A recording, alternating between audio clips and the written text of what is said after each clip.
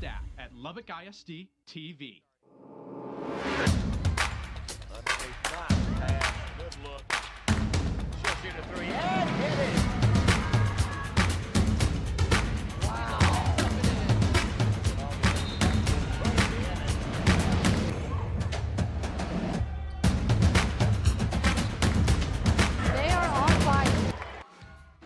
Welcome to this edition of Lubbock ISD TV. We're here at Estacado High School for an exciting matchup between the Levelland Lobos and the Estacado Lady Matadors. We'll preview tonight's game coming soon, but since tip-off for the girls' game isn't until 6:15, check out some of the amazing highlights in Lubbock ISD.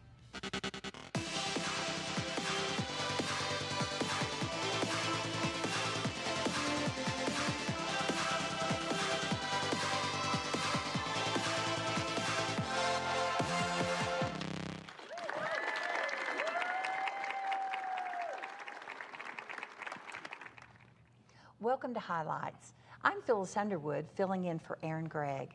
As always, we're joined by our production team of Lubbock ISD TV students. Stewart Elementary is starting their second semester of Rocket Club. It's an awesome partnership that's giving students hands-on learning opportunities after school. We spoke with students and the organizers as they hosted their first launch party.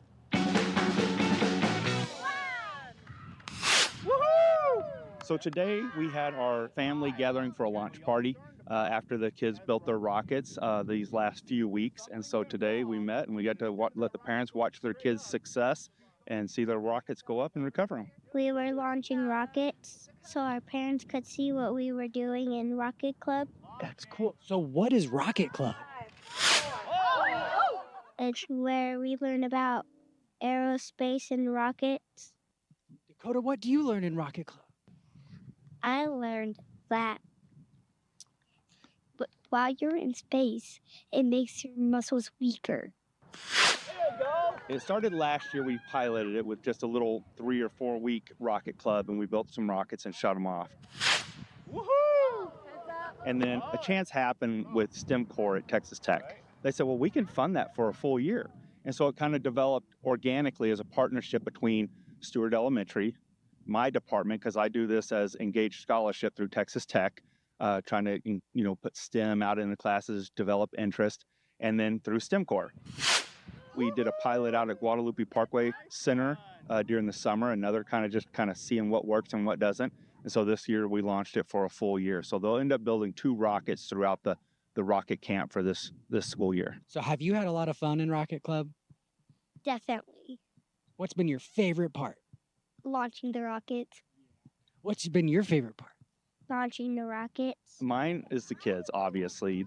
Working with them, I just love, seeing their little faces light up when one goes up. I've been doing rockets myself since I was a kid. Woohoo! Got my grandkids involved, and so getting to have other kids experience the hobby in an area where high wind kind of limits the number of people that get into this hobby, it's just fun to see. What does it feel like when you flip that switch and your rocket goes off? It's like cool and like amazing. It's super fun and we get to learn about a bunch of rockets. The other part I like about it is the partnerships and the community connections that you make. Enough can't be said about, being engaged with Texas Tech and Lubbock ISD and the teachers. I get support from all the teachers. They're all excited to have their kids get picked to be in it. And so it's just a great community to be a part of. Amy Baker is with us in the studio today. Amy is our Executive Director of Career and Technical Education. And today we're looking ahead at the CTE month. What is CTE, Amy? Thanks, Phyllis. Good morning. Morning. CTE stands for Career and Technical Education. And Okay. really, it's a broad umbrella that helps describe how we engage students in career planning and career training. So how we can help middle schools think about their future and how we can help our high school students really train and get the job they're looking for. Well, I tell you, the ATC, Byron Martin Technology Center, has been around for many years, Absolutely. and CTE as well. But the question that you asked me earlier I thought was interesting. So repeat that. When you asked ask elementary students to name. So one thing about career and technical education is that it's a really kindergarten through 12th grade approach. So at the elementary school level, it's all about career identification and career awareness. And research actually tells us that if we ask elementary students to identify careers, typically they can only name between 8 and 10 careers. Okay. Police officer, doctor, teacher, firefighter, and the things that maybe their parents or grandparents do. So that's a really important part of career education, is helping our students know what exists and what's out there, because you don't know what you don't know. That's right. So what is available? So February, the whole month, is designated toward career and technical education. So where do you begin? What's happening in February? So February CTE month, that basically is a public awareness campaign on the national level to help our community, our parents, and our families celebrate the accomplishments of our students in career and technical education. We have the Byron Martin Advanced Technology Center, our new AgriSTEM Center. We've been bringing 8th grade Lubbock ISD students through those facilities so they can see what is available and out there, but really that's only 33% of CTE in Lubbock ISD. Is that right? There are opportunities at every campus, every middle school, every high school, and we want to celebrate big. So some of the things that we're doing for CTE month is looking at our alumni. Who has graduated from our programs? Where are they today? What do their successes look like? And we're celebrating our current students. We're celebrating their certifications that they're earning, their job training skills, their internships, and everything that our students are engaged in to be employable and career ready. Fantastic. And that's a key thing, because our local economy and our local businesses are looking for these students to get out of school, and oftentimes are already certified and ready to roll and make good salaries. And can you give us some examples of that? Sure. Really, the key word here is pipeline. We want to build a pipeline from a high school experience into the workforce. So whether that means that our students are going to a 4-year institution and getting a traditional bachelor's degree or master's degree, or they're pursuing vocational training, or they're going right from Lubbock ISD into full-time employment. We see that a lot in our welding programs, our automotive programs. We see that in culinary. One important strategic measure we have here in Lubbock is working with our health science partners, working with our local hospitals and community partners to make sure that our students have the certifications that they need, that when they walk out the door, they can get a job as a CNA or a patient care technician or a phlebotomist or an EKG technician. The possibilities are endless. I mean, you're so great about listing all those areas, because again, you don't know what you don't know. Well, I was going to ask you what some of the popular ones are, but you've already listed so many of them. But now the health science piece is fairly new, right, to the CTE. So that's a strong one. Yeah, and one thing that's important in our field is to make sure we're keeping up to date on the trends and the economic outlook and the data. So one cool thing, even outside of healthcare, is that we're seeing a high interest in drone technicians and drone repairs. So we are working as Lubbock ISD to help our students gain those skills so that we can have drone pilots all across the country, whether it's in real estate or agriculture or business, and we're just looking to the future to build that pipeline. They're everywhere. They're everywhere. Amy, it's so great to have you in the studio. You're so enthusiastic about what you do, and I know that that flows over to our students. So thank you so much for what you're doing, and we'll look forward to the CTE month of February. Thank you. It's around the corner. It's right here. So, now let's go on location with 5th graders from Overton Elementary as they come here to our Byron Martin Technology Center. We are giving tours to students, younger students around the ATC, to give them kind of an idea of what the building is and what the campus does. We learned about the cars and nursing and cooking and all the fun stuff. What'd you learn today? I learned that, I learned plumbing, construction, and I guess nursing too. We feel like we have so much to offer here and at the AgriSTEM with all of our career and technical education courses. We want our kids to know there's something they're working towards in middle school, and a lot of them find something, and we'll see them in 4 or 5 years ready to take on like welding or culinary. What has been maybe one of the more unique questions that these 5th graders have asked you today? They had a lot of questions about money and stuff. I didn't really think that they would care about that, but they did actually care about money a lot. What was the most exciting thing to learn about? I think it was the nursing or the cars. And why was that the most exciting for you? Because the cars, they showed the pieces, and the nursing, there was fake people there. What was most exciting for you? The cars. Why was that most exciting? Because I just like the way like it looked, and I think I can be really good at like fixing cards and stuff. Why do y'all feel it is important to bring our 5th graders over to the ATC? It's never too early to start thinking about your career, and so when they have an idea of what this place has to offer them and what the world has to offer them, they're going to be more efficient in navigating the world. It can help them in the pathways of the classes they choose in middle school. Also in some of their core classes, it can help give them like the motivation to get through it. You know, if you want to be doing this stuff, do well in your English. It makes everything make more sense and flow better for them. Do you think you'll want to come to the ATC when you're in high school? Yes, sir. Definitely. Do you want to study cars? Yeah. What do you want to study? Nursing. What's the favorite part for you, both of you, about being an ambassador and getting to give these tours? Seeing because these are future generations, so just seeing how they're navigating, you know, growing up and what they want for their future is very different and unique. I don't know, I like telling them about like how they could possibly live their lives, and I like hearing how they think the future will be like for them, because I don't know, they have very strong imaginations. 5th graders from each of our elementary schools are scheduled to tour the ATC in the coming weeks. Still to come, we'll join the team from Mrs. Baird's to recognize one of our teachers on the rise. You're watching highlights on Lubbock ISD TV. We'll be right back. You can watch the rest of this week's episode of highlights between the boys and girls games, but for now, let's preview this matchup we have coming up. The Levelland Lobos are 14-4 on the season and 3-1 in district play, which has earned them a 3rd place spot in the District 4A Region 1. They're coming off a big win over Littlefield. That, well, has earned them a 2-win streak now. They're hoping this momentum can carry over into this upcoming matchup. The Estacado Lady Matadors are leading strong at 17-11. That's have earned them 24th in District 4A, head by Coach Devin Griffin. The Estacado Lady Matadors are coming off of a 3-win streak. Let's see if they can get it done against the Lady Lobos. There'll be a few key players we'll have to watch, though. Specifically, on Levelland's side, we have to take a look at Kaylee Pinner and Michaela Eskew. This guard and forward pair has really been driving home the offense as a part of the Lady Lobos season. And so, if they're both clicking like they usually are, it should be an exciting game for Levelland. 2 players you want to look at for Estacado are Tiana Duval and Kalani Johnson. Kalani Johnson has averaged 11.6 points a game. Tiana Duval has averaged about 10. They're both leading strong. Tiana Duval has been going strong on 3-pointers these past few games, and Kalani Shakir has gone strong on 2-pointers. You're going to want to keep out for that dynamic duo. Well, tip-off is coming up next. David Thetford and Coach Randy Dean will have the call right next.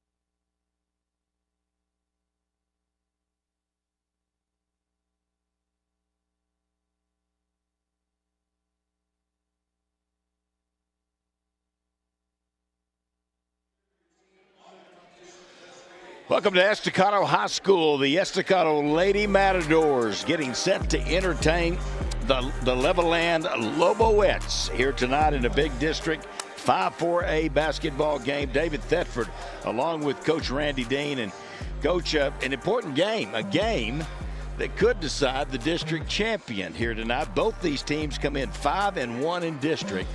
And Estacado played them pretty good over at Levelland. They lost 50-44 back on January the 7th, so a big game tonight. It really is. There's not a lot of season left after this one's over with tonight. I believe 3 more games. And so this is going to go a long ways towards determining a district champion for sure. Well, the starting lineups for tonight. First off for the visiting Levelland Loboettes. They will start. Number 14, a 5'4 senior, Kaylee Penner. Number 31, a 5'8 senior, Leilani Sanchez. Number 32, a 5'7 junior, Emery Smith. Number 33, a 5'5 junior, Presley Smith. And number 35, a 5'8 junior, Sydney Joyce. They are coached by Clay Barnett in his 12th year at Levelland, 12th or 13th, I couldn't really tell. They are 19-4 on the 22-5 on the year and 5-1 in district play. Mark Elbert and Lexi Wagner are the assistants. Now for the Estacado Lady Matadors. They'll start number 10, a 5'7 senior, Ashandra Johnson. Number 11, a 5'6 sophomore, Denali Perez. She's averaging 11.4 points a ball game. Number 13, a 5'6 junior, Addie McNeil. She's averaging 8 points a game and almost 5 rebounds a game. Number 30, Tiana Duval, a 5'5 senior.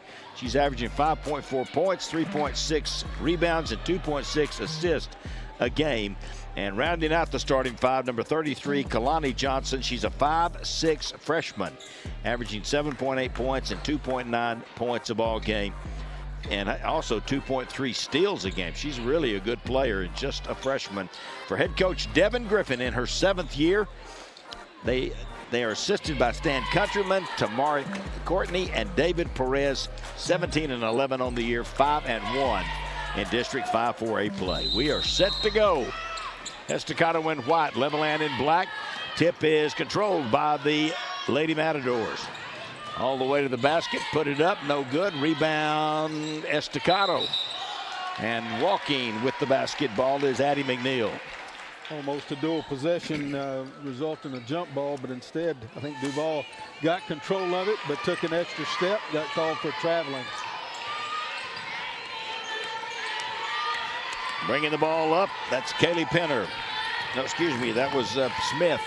There's a three from up top on the right side. Going to be short air ball that time for Leilani Sanchez. Denali Perez did a good job recovering on defense right there and really distracted Perez on that three-point attempt and caused her to miss it wide right. Out of bounds back to the Lady Matadors. Right-hand side, that's Johnson, Chandra. Back up top. Duval. Johnson on drive baseline, Euro step, put it up and in. What a move by Chandra Johnson. She did a Euro step and an Asian step and a North American step, but all counted for 2 points. You just got to do what you got to do. Tried to kick it to the corner, threw it over the head and out of bounds. Kaylee Penner. She is one of the 2 seniors that starts. The other 3 are juniors. Penner and Leilani Sanchez are seniors. 1-3-1 zone by Loboettes. Pass it around, kick it left side, wide open. 3 is going to be short. Rebound, tipped around, taken away by Levelland. That's Penner with the basketball, almost stolen. All the way to the basket, layup no good. Rebound, Estacado coming away with it. Tiana Duval. Strong move there by Presley Smith using the left hand, just a little strong off of the backboard.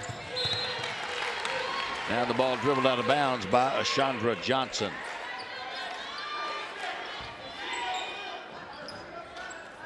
It's a good team for Levelland. They were ranked in the top 25 till just recently, so they got to be still up there in the top 30, I would guess. Johnson goes down hard, gets back up. 3 from the corner, up and in. Leilani Sanchez. Able to get that dribble penetration down the lane after beating the pressure in the backcourt. Kick out there to Perez. Lets her second 3-point attempt find the bottom of the net. Estacado's having trouble with that pressure in that 1-3-1. A trap over there on the wing. Emery Smith crowded in a little too much, got called for a foul.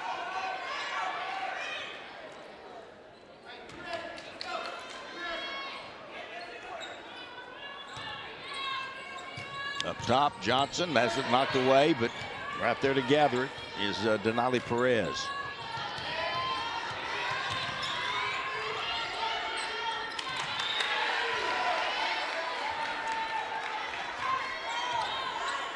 I can hear the crowd good in my headset. Can you? It's a little too much crowd if we could turn it down. Just a little bit. There's a free throw line. Thought she was going to shoot it. Duval for three. Off the rim, no good. Rebound, Estacado. Put back up. Short right that time. Saved. Great hustle by Chandra Johnson. Now the ball loose on the floor, and Levelland comes up with it. Good possession for Estacado. Got the ball inside against that 1-3-1 zone right in the high post area and kicked it to the backside. Good looking shot, just didn't go down. Up top with the basketball. Sydney Joyce, number 35. Now reach-in foul going to be called on the Lady Matadors. Kalani Johnson trying to reach in from behind and get a piece of the arm. Pretty tightly called thus far in the game.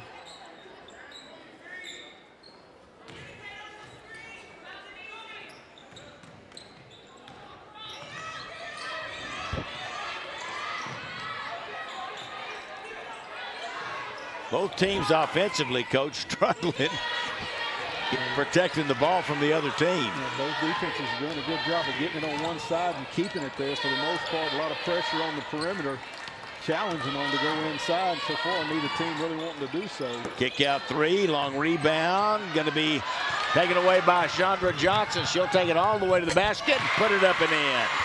She's got all 4 points for Estacado. She came in averaging 4. That doesn't seem right to me.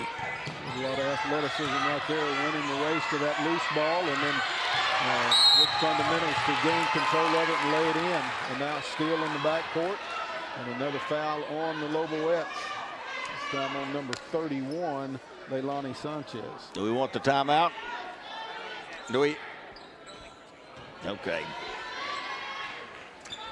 We're not taking the timeout right yet. Who was that foul on? That was Sanchez. Lay down 31, Leilani Sanchez. Right. The one that's about to shoot this layup. And she made it.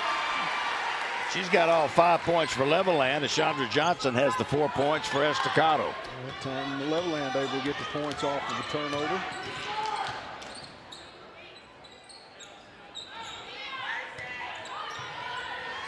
It's amazing how many balls have been tipped by the defense on both ends. There it is, wide open three, right corner, off the rim, no good. Good job by Duval to scoop up that loose ball, and now foul will be called on the Lady Mats. Timeout. All right.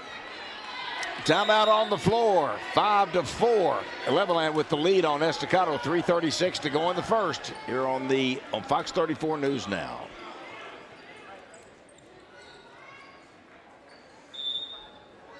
That was on.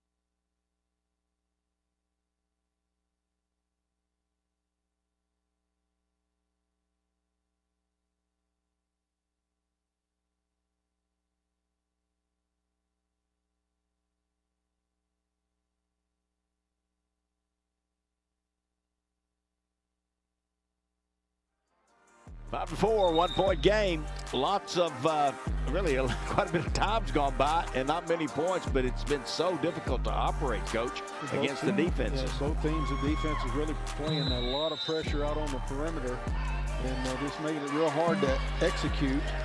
They're a little different looking 2-2-1 zone press. Oh, thrown away. It's a great save back in bounds by Sydney Joyce.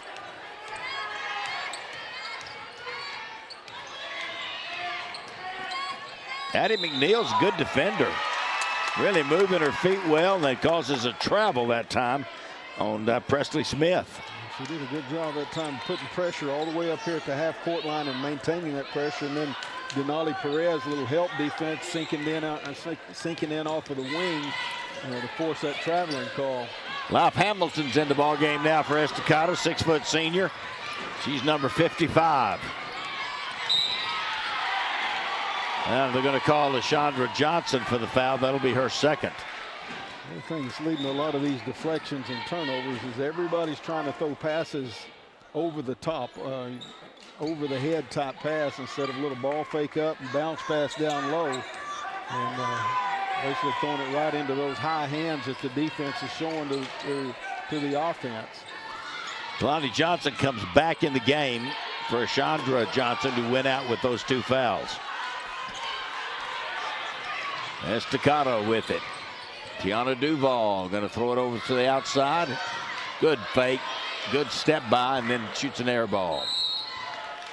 It was a nice move, though, by Denali Perez. Yeah, that step back jumper is tough for the best of players at the highest level, and Perez made the nice move, but a little off on the shot.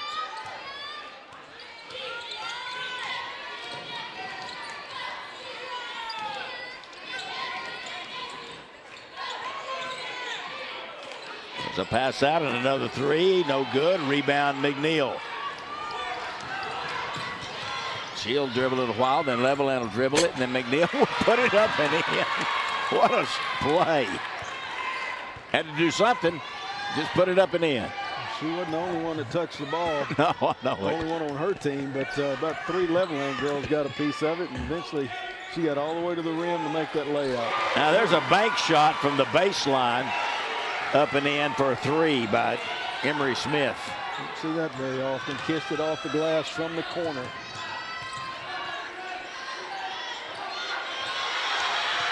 Stolen away by Levelland.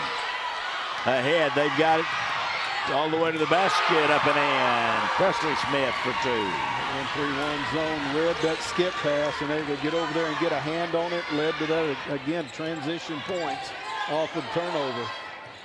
Good look down low, and a foul is going to be called. That was a good look by Denali Perez right there to go diagonal against the 1-3-1 zone. A lot of times that's where it's left open, that backside low box, and able to get it down there to Kalani Johnson and draw a foul, this time on Sydney Joyce. 10-6 now, Levelland with the lead.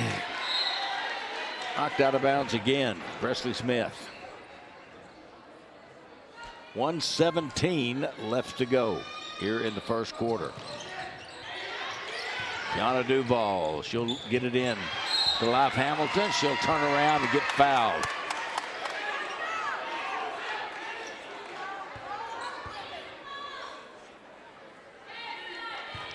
That foul is going to be on Trinity Wafer, I believe, number 13. She's in the game, 5'10" junior. Free throw up and good.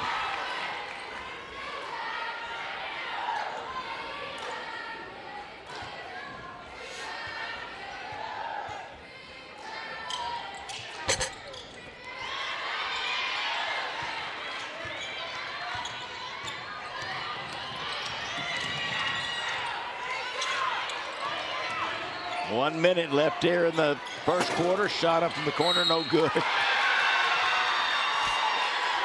Live Hamilton got the rebound, but she ran into the back of Levelland player. That Wafer that got there on that backside to get that rebound inside position. Live Hamilton went through her back trying to get a piece of the ball.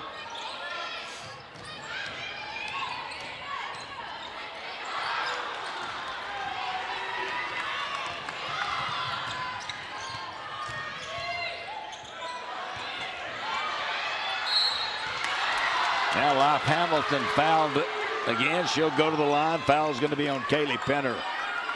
Kalani Johnson, strong move towards the basket, drew the backside defense over. It left the backside rebound open for Life Hamilton. She gets that rebound and quickly went right back up with it, which was a good job on her part.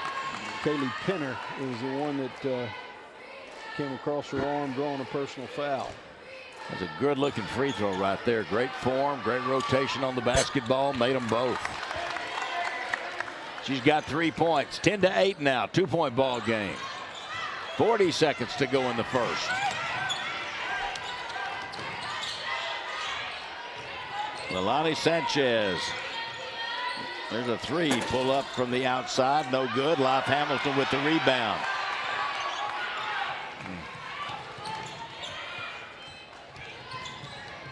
"20 seconds.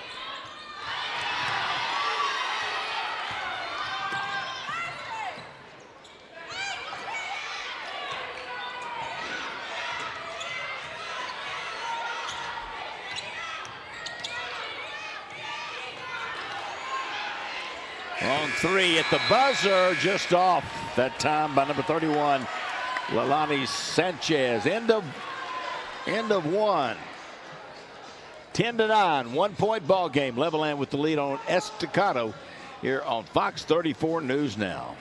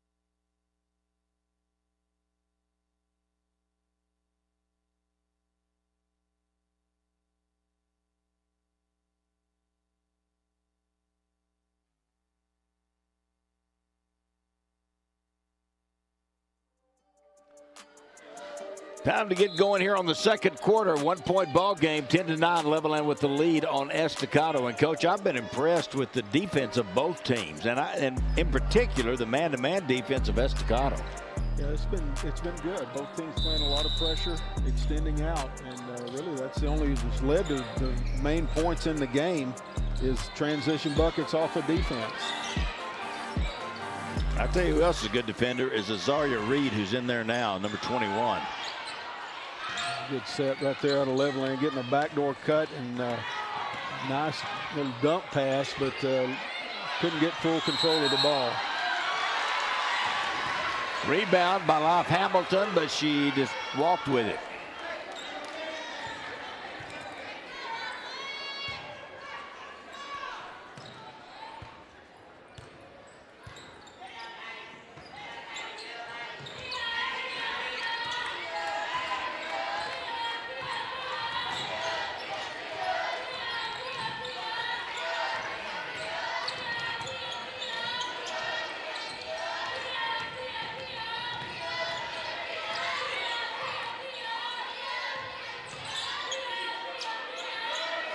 Three from up top, no good. Long rebound, though, controlled by Levelland. Presley Smith. Corner, three ball up again, air ball long. And the rebound taken down by Reed.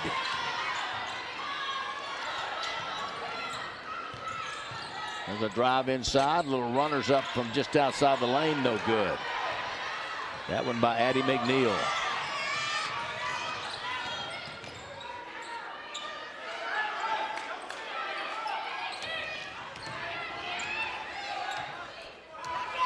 Tiana Duval is a good defender as well. A real nice job right there, staying on the inside, high side of the offensive player, keeping them from reversing the ball. 3-point basket, foul. Going to be called. I guess it's going to be on Sydney Joyce. Got a little push as that ball was in the air. I tell you what, Levelland lets the three-pointers fly, don't they? Yeah, I think they like to shoot the three-pointers. Denali Perez coming back in, but I think the other thing is they can't get inside. They can't get away from the defenders. They've really done a nice job of moving their feet.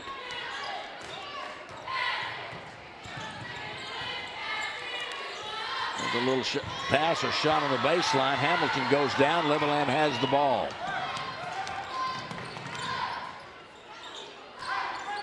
But I do think Levelland likes the 3 too. They like to shoot it.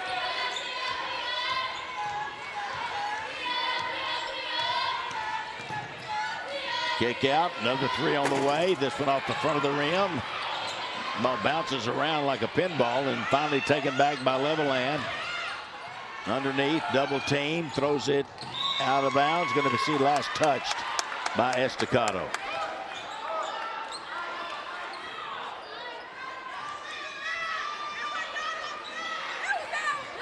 Still 10-9.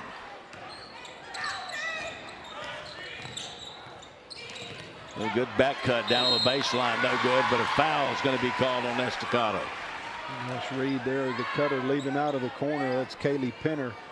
And 31 Leilani Sanchez handling the ball up top, saw her teammate going back door, made a nice bounce pass, draws a foul.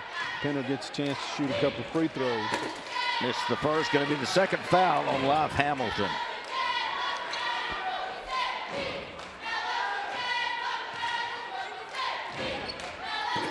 Missed them both.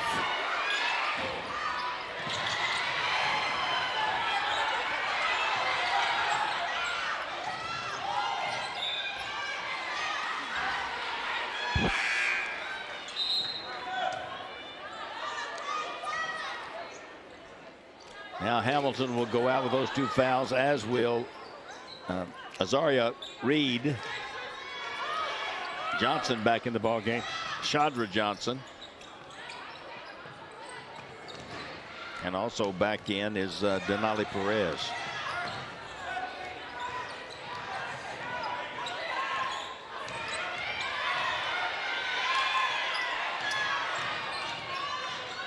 Ball inside, went off the back of Duval. Estacado comes away with it. Down the floor. Kick out, Johnson. Back up top, Duval. She'll dribble to the right elbow, shoot it up, no good. Rebound tipped out of bounds by Levelland. It'll stay with the Lady Matadors. Do we want the timeout? Nope. Okay.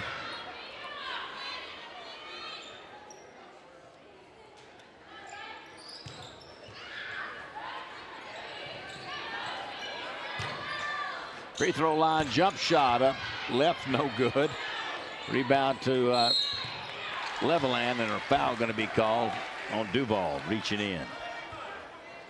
Lonnie Johnson did a good job that time of kind of making a little ball fake and then stepping inside one bounce to the free throw line. It got a good look at it, but it's just one of those nights both teams really struggling to find the bucket. Estacado very aggressive, trying to go after offensive boards. That time Duval got the foul, reach-in foul. Good pick that time by Perez. Up the floor, a little hesitation shot, no good, just outside the lane. That shot was by Denali Perez, and that steal a moment ago. Well, there's a shot inside by Sydney Joyce, and she'll get her first 2 of the ball game. Really good job there by Leilani Sanchez, under control, backing out behind the three-point line, keeping her eyes up though, and seeing Sydney Joyce on the cut. Finally, an inside post player makes a basket. That ball knocked away from Duval, pressure in the backcourt. Going to be a full timeout.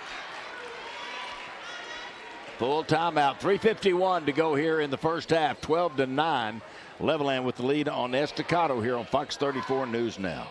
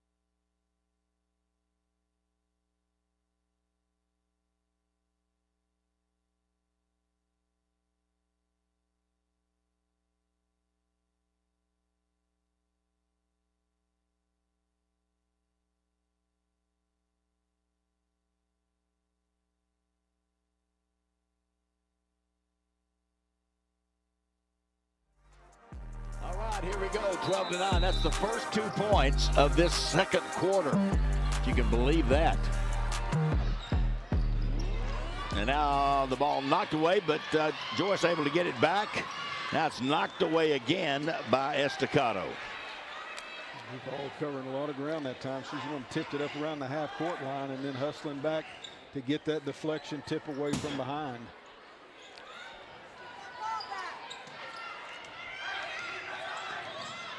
Chandra Johnson with the defense outside this time on Alani Sanchez.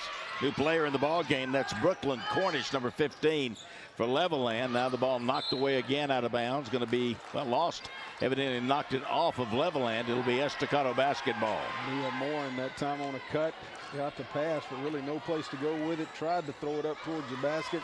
Lost control out of bounds back to the Matadors.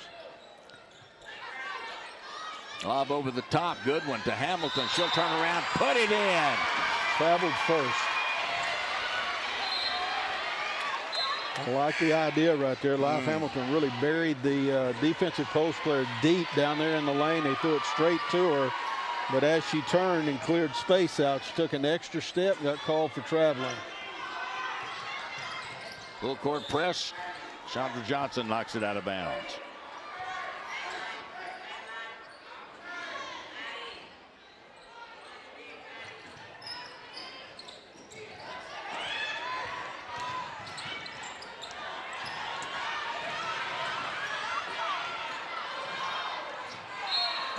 Another lost ball.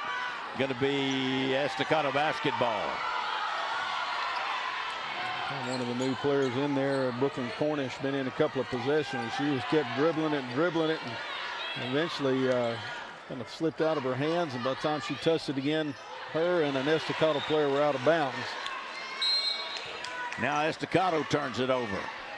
Now she ran out of gym. We're going to need to extend the gym a little bit.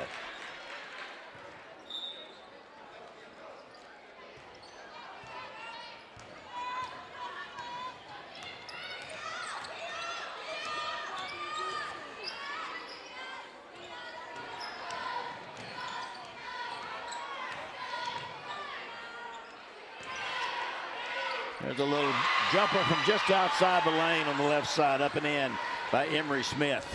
One thing that Levelland looks for out of that offense is the help comes from the ball side.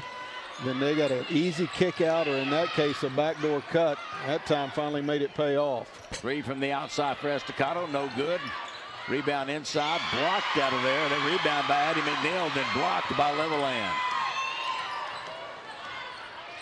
Estacado has not scored in this quarter. There's 2:05 left to go. Emery Smith gave her teammate a real tough pass right there, threw it right down at her feet. Kaylee Perez caught it, but because of the difficulty of the catch, took an extra step there to just basically maintain her balance and go back over to Estacado.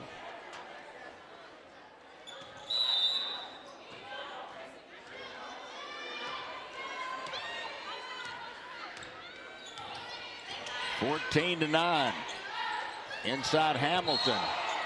Blocking foul going to be called underneath. It's going to be on Trinity Wafer, her second. It's not a bad idea to try that, but basically Wafer didn't give Life Hamilton a place to come down when she left the ground, and that's what results in the blocking call instead of a charge.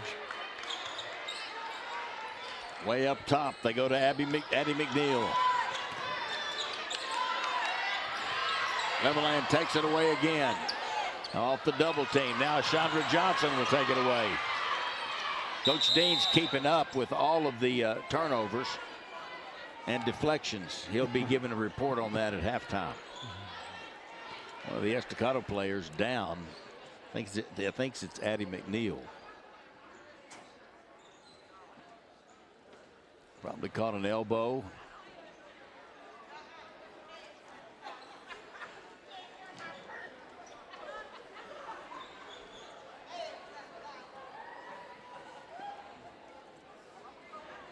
I believe she was the one that was trapped over here on the sideline. Yeah, she was double teamed. Tried to throw it out of that trap and probably in the scramble getting out of that trap, flailing hand, or it's kind of looking like maybe rolled an ankle, stepped on somebody's foot. A lot of things could have happened. She's got a brace on her right ankle, and she seems to be limping off of that right ankle.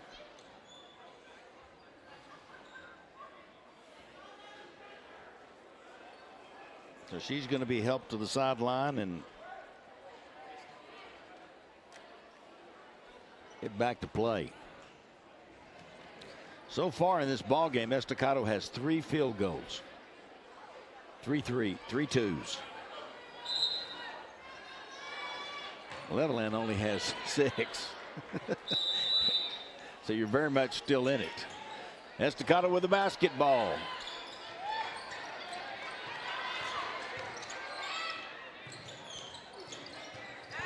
A good pass, good move. Chandra Johnson missed the shot. Hamilton underneath. She got it to go. Love Hamilton. Using her size to her advantage that time. A good cut by Johnson to start with, but Live Hamilton cleaning it up. That's the first points for Estacado and came at a good time.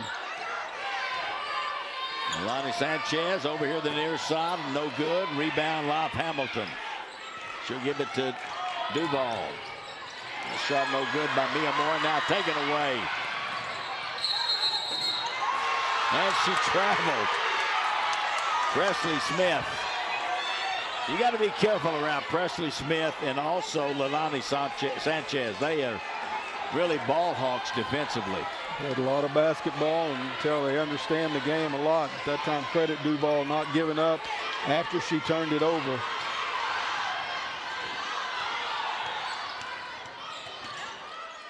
Back up top, ball's loose. Duval's got it. She's fouled. Good Kaylee Penner that time, loose ball scramble. Can't fault the effort and the hustle, but results in a loose ball turnover. Still a long ways away from the bonus. So we'll baseline out of bounds for Estacado.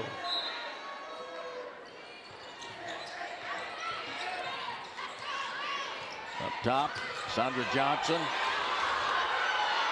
A little jumper up and good just inside the three-point line by Kalani Johnson. Barnett wanted a double dribble up there at the top. Didn't get the call. Kalani Johnson made them pay. There's a drive to the basket, up and no good. That time by Mia Morin. Morin's got a little aggressive streak in her. So it turns the corner out here at the half-court line, gets all the way to the bucket. And Live Hamilton's going to pick up her 3rd foul. Coming over to help, trying to stop that layup. Morin's free throw, long off the back of the rim.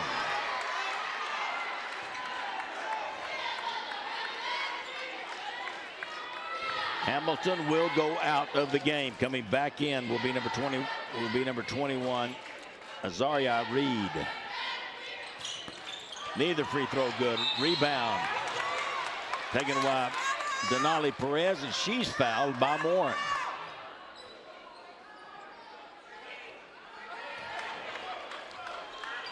12.6 left to go in the first half of the ball game. Estacado can take the lead. And there's another foul. Get to do it from the free throw line. As a matter of fact, Kaylee Penner actually gets her 3rd foul right there.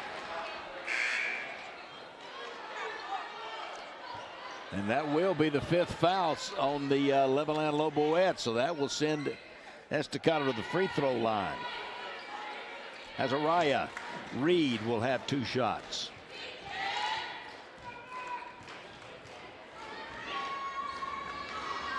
First one's up and good. She ties the game. 6.6 left on the clock. Tied at 14. One more free throw coming.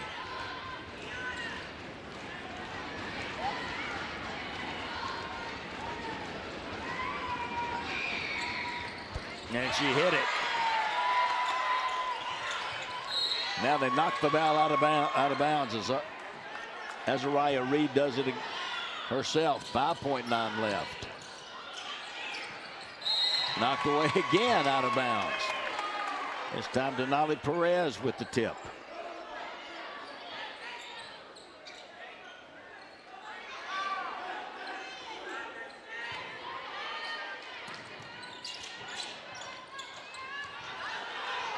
4 seconds. Pushing the ball up. Little runner off the back of the rim and no good by Leilani Sanchez. And after all that, Estacado will go to the locker room up by 1, 15-14. And Coach, I didn't think they were going to score that quarter, and they ended up taking the lead.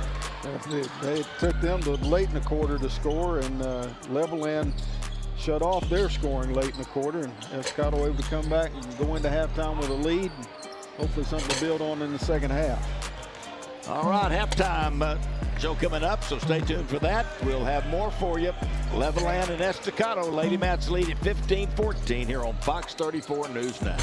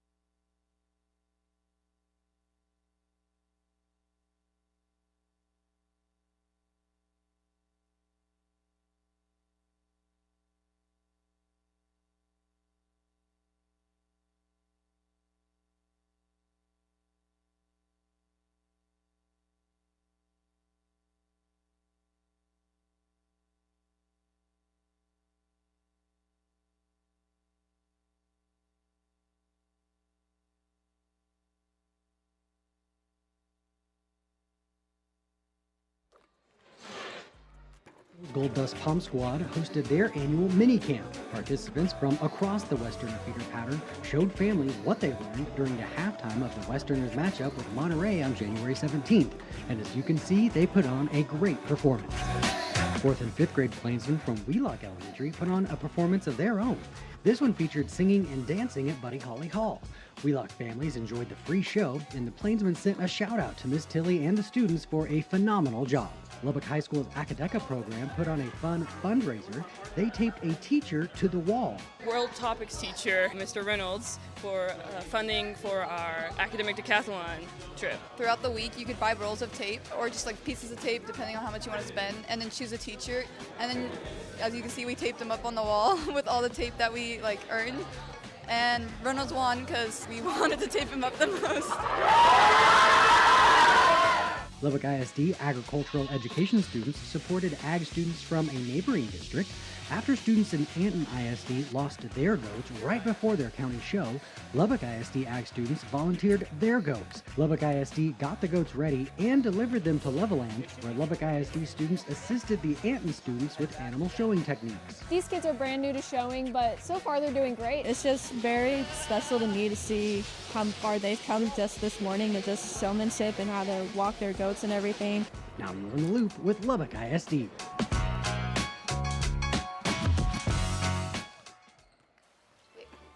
What do I say? I don't know, just make something up. LSD TV, Facebook, you know what I'm saying? Just do it. It's Facebook. What am I supposed to say? I don't know, she'll make a script and post. Just do it. Okay, fine. Lubbock ISD TV Facebook spotlights what it's like behind the scenes here at Lubbock ISD TV, plus an inside look at our live sports productions. If you like what you see, please share it so other people can see the amazing things happening in our district. Okay, how was that?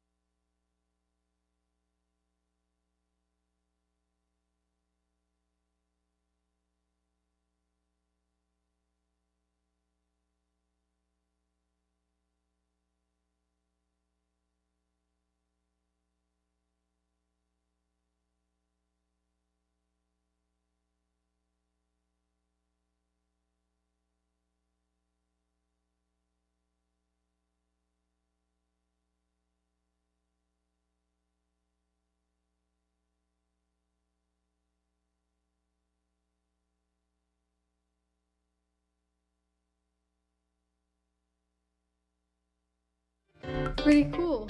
Check this out, Aubrey. Oh, yeah. Lincoln, come look at this. Oh, I'm commenting on it right now. There's lots to love, there's lots to share and to say about our content, so make sure to follow Lubbock ISD TV.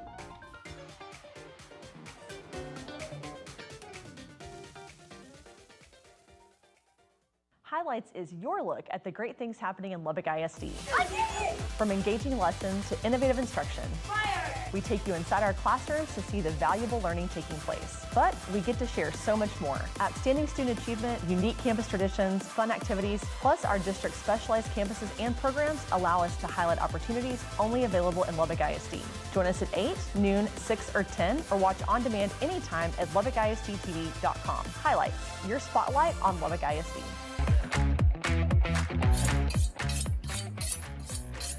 Hey, Chef Gooch here. Each week we're going to be diving into the world of culinary arts, whipping up some delicious dishes that you can master at home. Whether you're just starting out or looking to sharpen your skills, I've got the tips and tricks to help you cook with confidence. So grab your apron and let's get cooking with class.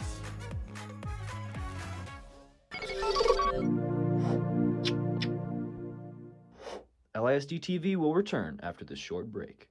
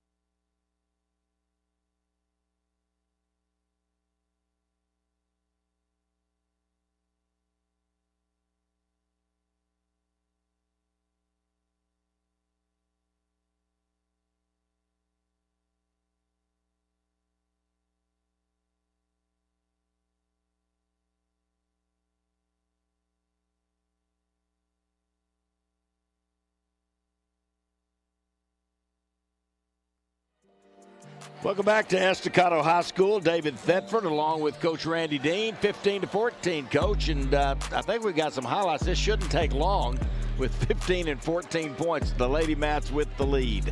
Baskets were hard to come by both teams. It was a cold shooting first half and a lot of action. The defensive pressure was good. We're going to start out here seeing the first bucket of the game right there by Chandra Johnson. Stepped through and able to get it to go in. Here she chases down a loose ball and scores again. I think that was the first 4 points of the game. She had all of them.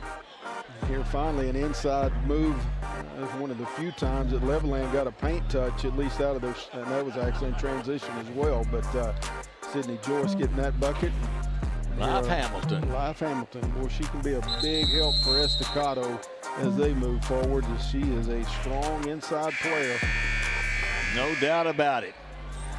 Well, those two baskets you saw from Chandra Johnson, she led the Lady Mats, and no, she was second to Live Hamilton. Live Hamilton was 3 of 4 from the free throw line, had 1 basket, 5 points. Chandra Johnson with 4, leading the way for Levelland. Leilani Sanchez with 5. She had a 3-point basket. Emery Smith with 5 and a 3-point basket. Estacado has not been close to a 3-point basket. Levelland has had 2. Estacado will have the basketball to begin here. Still with the 1-3-1 zone defense. There they go, high post. Good job inside, but now taken away. It was a good cut, good idea getting the ball into that soft spot, the high post area, the 1-3-1 zone, but Kalani Johnson ran right into Sydney Joyce. There's a 3 from the outside, going to be no good. Rebound, Chandra Johnson for Estacado.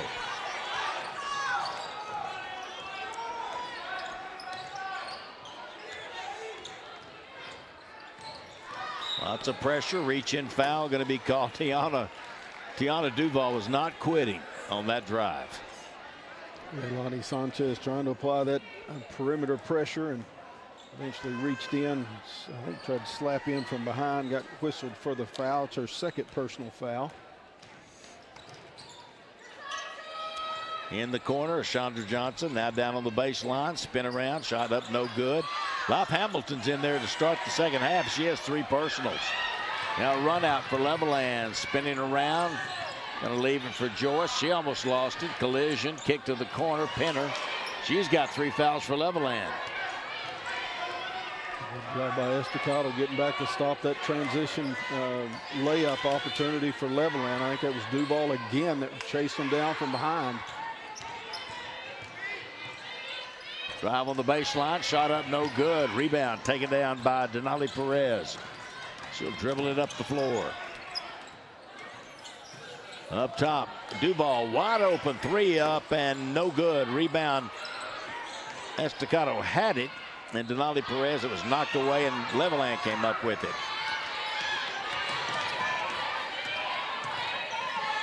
These young ladies going to be tired when this game is over.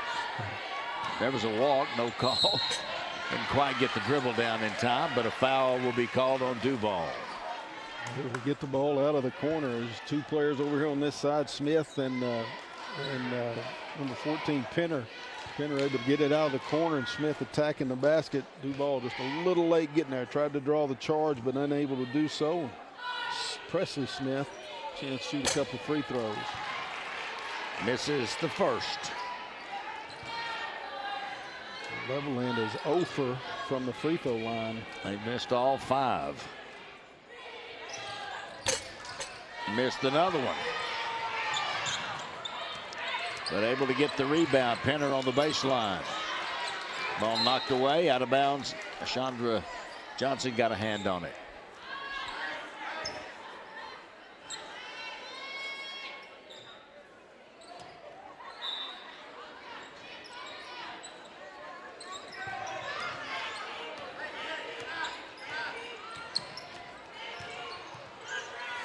Kick corner, 3 ball up, off the back of the rim. Life Hamilton had the rebound, but ended up losing it out of bounds. Good battle there on the backside between Sydney Joyce and Life Hamilton. Hamilton had the ball in her hands, but couldn't control it. Joyce will spin in the middle of the lane, can't get it. Hamilton can't grab it. She tips it to the outside. It goes off of Joyce and out of bounds.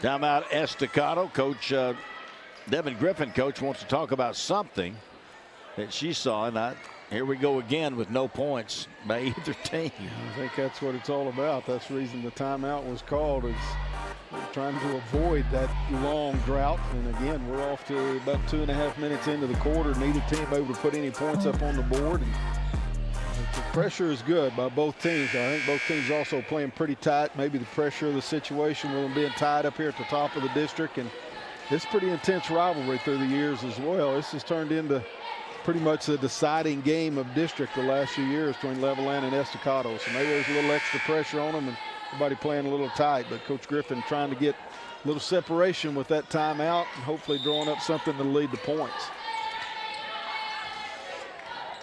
Levelland, of course, great tradition, great history in girls basketball for the Loboettes. There's a ball knocked out of bounds again. Yeah, you just watch it and you see the defense comes up with high hands and the offense still tries to throw that pass over the top of their head, and that leads to deflections just most of the time. Chandra Johnson gets it up top. There's a pull-up shot, up and in, a 2-point basket by Denali Perez, her first 2 of the ball game. She averages about 11.4 a game. It's a tough shot. I'm telling you, that step-back jump shot is tough, and she nailed that one. Driving with the ball, a foul is going to be called. It's going to be on number 33, Kalani Johnson, her second. Estacado up by 3, 17-14.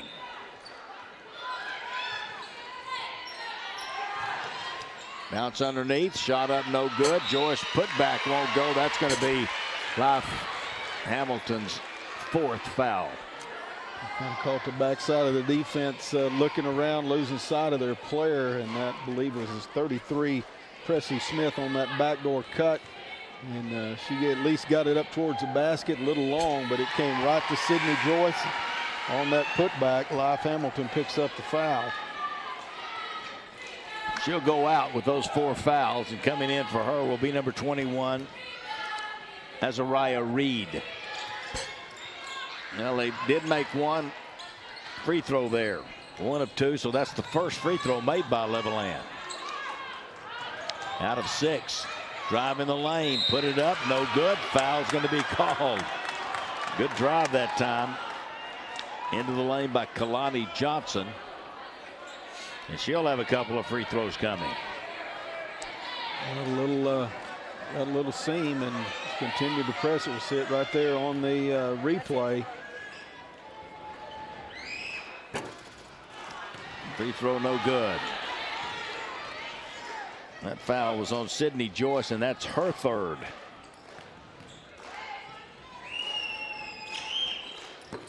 Missed it again.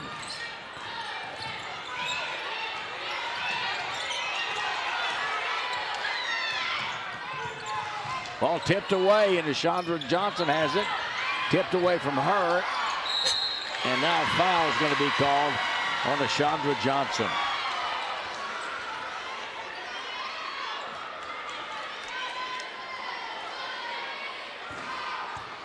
Third foul on Chandra Johnson. Going to the line will be Presley Smith. The replay right there. No doubt Johnson got a piece of it, and Presley Smith catches this one in. This one could tie the game. And she does. 4:33, the clock not running. Now they start it. Into the corner. Little runner of the baseline, up and in. Nicely done. Kalani Johnson. Real nice play right there. Not taking the contested 3, but instead stepping down that baseline and then hitting that little floater. 2-point lead for the Lady Matadors. Penner pressured hard out by Perez. Run a little weave up top. Ball stolen away by Estacado, and a foul is going to be called on Levelland. Good reaction right there, anticipating the pass. Did a good job that time of trapping the dribble weave up at the top, and then Kalani Johnson got a good read on it, and on the run through draws the foul on Emery Smith. So Estacado with the basketball. That's 2 on Emery Smith. Down on the baseline, driving, scooping, can't get it. Ball loose, picked up by Levelland on the run. And a walk. I love the way Estacado, their energy coach, they run, they never give up on a play. One of those deals, you know, if this was a track meet, Estacado would be winning by a lot, and you see it again there. The fast break opportunity, and Estacado just runs them down. I'm not real sure that was actually a walk. It kind of had the anticipation of a walk, but I looked like she got rid of it in enough time, but didn't go Levelland's way. Here's a 3 from up top. Bank shot no good. Tipped around, taken away by Levelland. So we went to a basketball game and a track meet broke out. Sometimes we said a boxing match broke out. That may be some of that too. And a foul will be called. It's going to be on Denali Perez, her first. She was very active. She was really after it, and just got her hands in there after the basketball.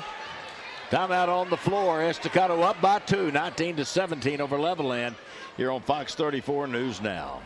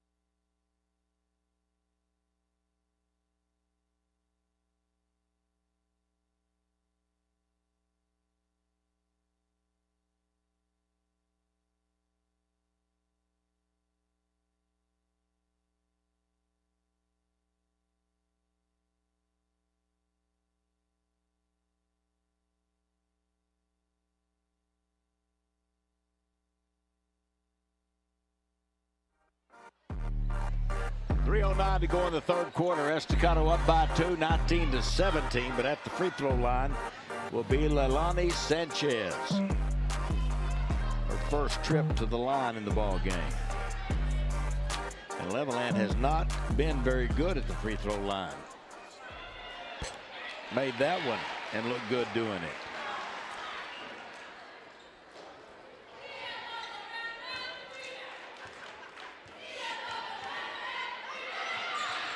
Made them both. Tie ball game.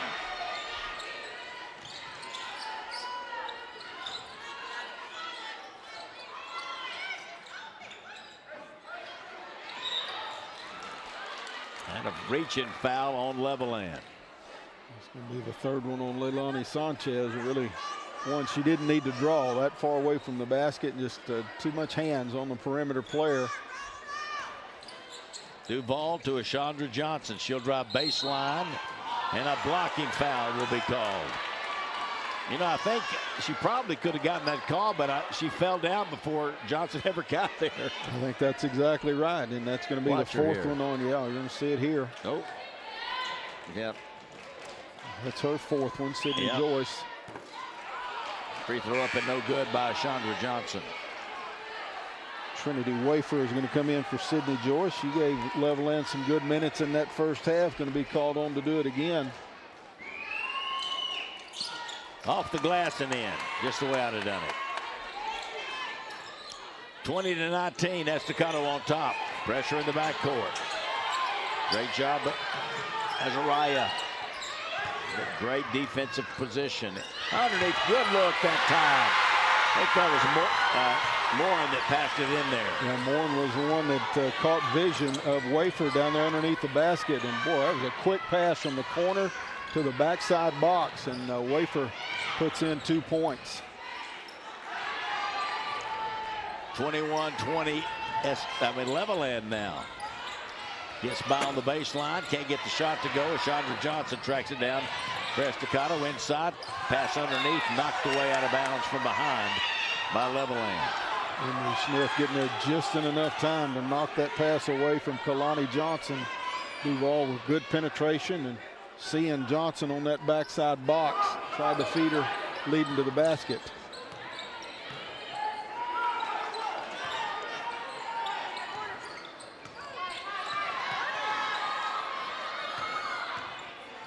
Duval with it, driving right side, off the glass, rolls out. Wafer with the rebound.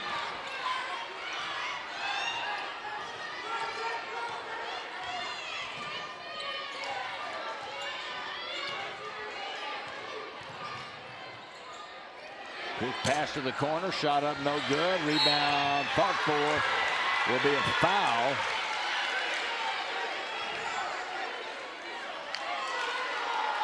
Ashandra Johnson, her fourth one.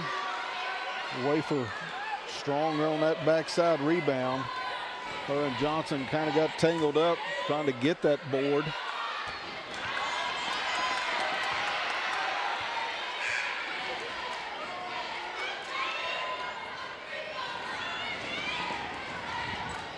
Kaylee Penner's coming back in, number 14. She's got 3 fouls. Coach really wanting her in there, Coach Barnett. Missed them both. Rebound, Levelland. And a timeout going to be called by Coach Barnett. 30-second timeout with 1:33 to go in the third quarter. Coach Barnett called that timeout. Emery Smith caught up on a trap right there after she gained possession of that offensive rebound. And just as it usually always works on nights like this when both teams are shooting so cold and hard time scoring buckets. Well, Coach Barnett called that timeout, and the next pass, the player went ahead and let the shot go, and it hit nothing but the bottom of the net. That's the way it always happens. That's the way it goes on nights like this. Yeah. It is a struggle on the offensive end for both teams. In this third quarter, Estacado has 2 field goals. Levelland has 1. But they have been to the free throw line and been better at the line this quarter.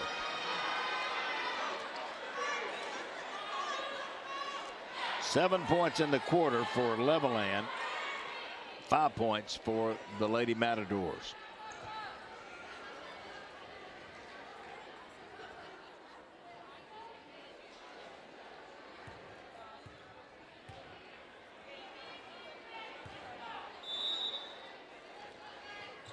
going to be inbounded. Loboettes throw it over the top. Nobody's there.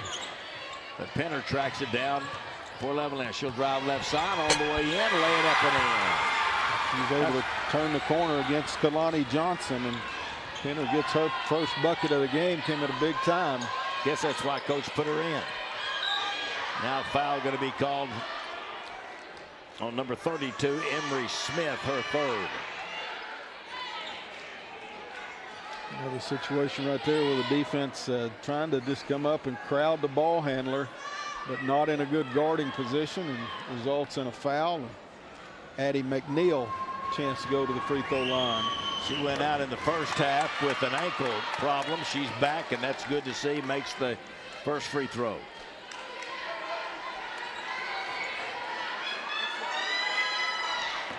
Two-point ball game. No good on the second one, but McNeil gets the rebound. She'll step inside, draw another foul. This one's going to be on Trinity Wafer. Now she'll have 3 fouls. What, both teams are going to have to survive a lot of foul trouble through the fourth quarter. That one's just one that drives you crazy as a coach. Missed free throw and unable to come up with that rebound, and resulting in 2 more free throw opportunities. McNeil unable to make the first one. 1:10 to go in the third. Next one's up. It's short. Levelland's got the rebound. Estacado has jumped in tough pressure. Now the ball almost stolen. It is stolen. Pass ahead all the way to the basket. That's short. And Levelland with the rebound, and a foul going to be called on Estacado.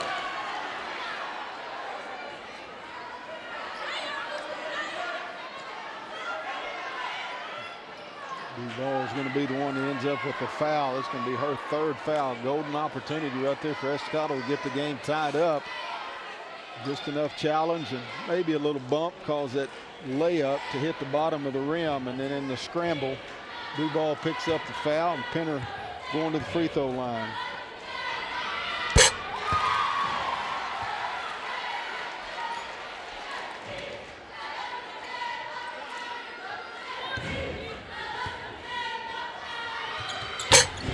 Got them both. 4 points for Kaylee Penner. 4-point lead for Levelland. And running up, it was Mia Moore, and she goes, I haven't got to foul enough. So I'm going to reach in here on the arm. Sometimes that temptation it just gets you and won't let go. It's my turn to foul. Yes. That'll send Azariah Reed to the free throw line for 2.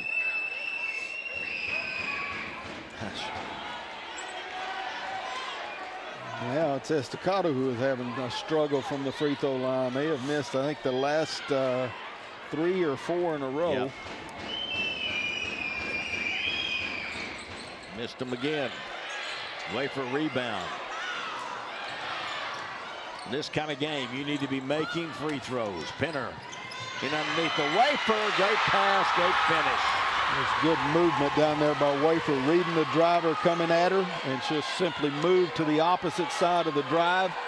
And Penner made a great find, resulting in a layup. There's a drive and shot up no good. She'll have a couple of free throws coming here. Denali Perez.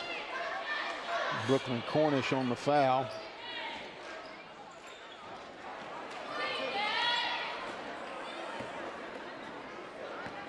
Six-point lead for Levelland.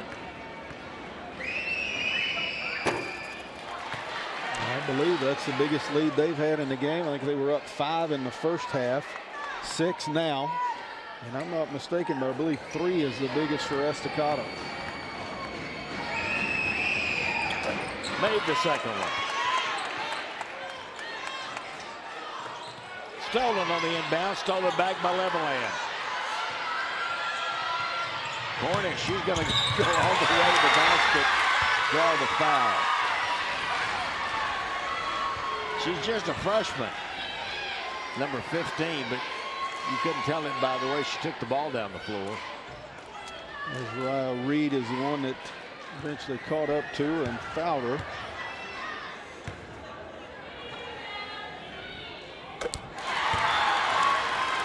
She'll put it in.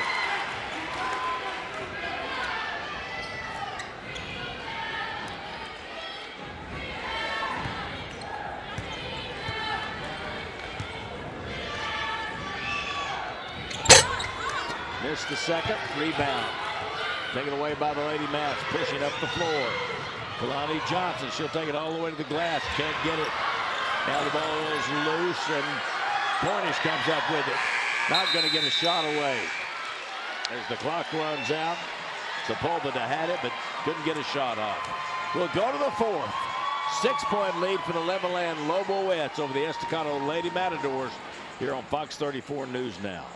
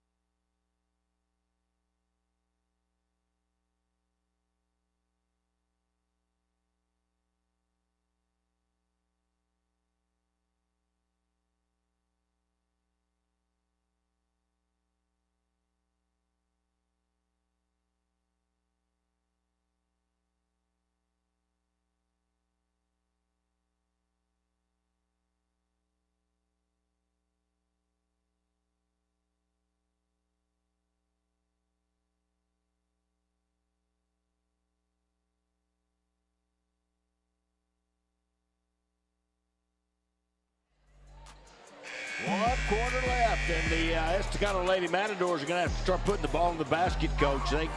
They're not making free throws either, and they're very much in this ball game, and a great chance to win it here tonight. Well, the thing that's obvious is there's still 1,000 possessions left in this fourth quarter. But you're right, they had a chance there to kind of, and even though not shooting the ball well, get to the free throw line and really keep this even, or maybe even possibly with a lead, but struggled from that free throw line in the third quarter. And Levelland turned it around. They started making free throws. A little walk up top didn't get called. That last quarter, there's a good back cut. Shot up no good, too strong. Rebound saved right under the basket. Now lost again.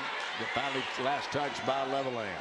Wafer had a chance right there, but she was right square underneath the basket and tried to dump it over to the backside. A little too hard on that pass off of one of her teammates. Possession back to Estacado. 3 field goals for Levelland in the third quarter, 2 for Estacado. Full baseline jumper up and no good.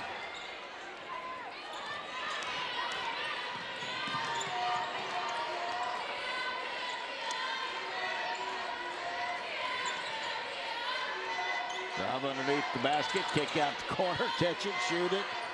No good. Rebound, Lady Matadors.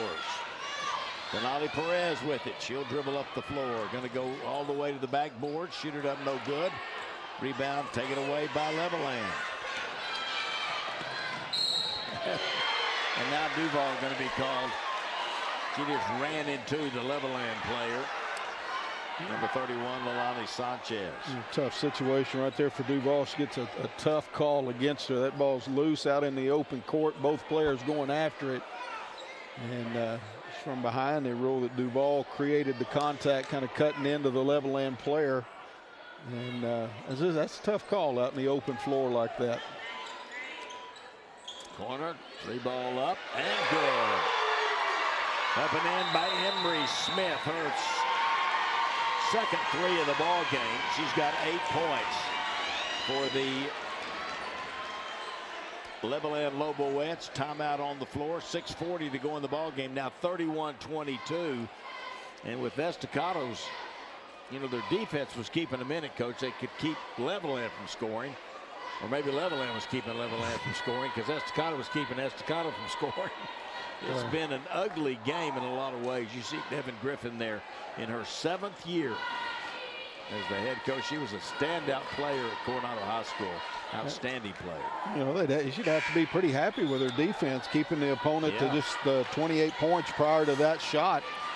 Just the struggles on the offensive end, and finally Levelland knocks down one of those 3-pointers. They have shot a ton of them, And that is their second make of the entire game. And I think their first make was the first bucket of the game for them. Yep. They go a long stretch, but finally Emery Smith gets one to go in, and it builds that lead up here to 9 points. Timeout by Estacado to try to regroup, see if they can come up with an attack against this 1-3-1 zone.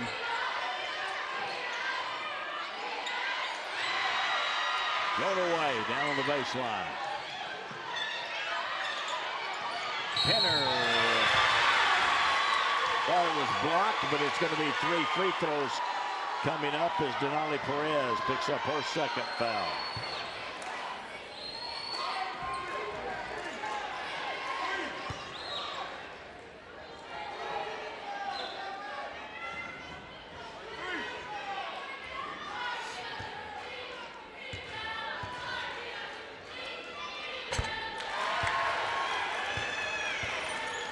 Ten-point lead for Levelland.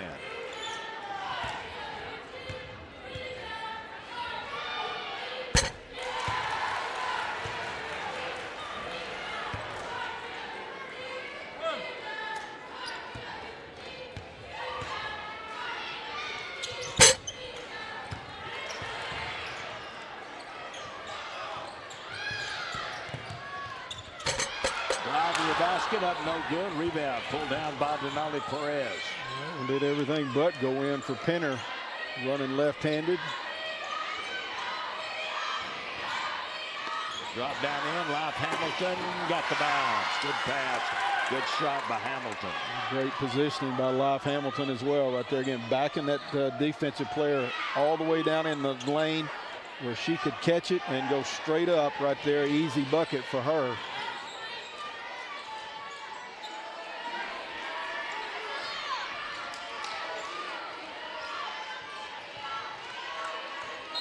Double dribble.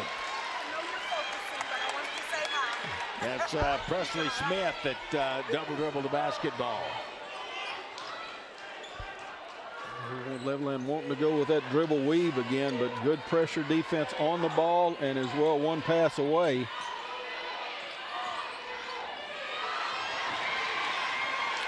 You really can't telegraph it against Levelland. They do a good job of reading.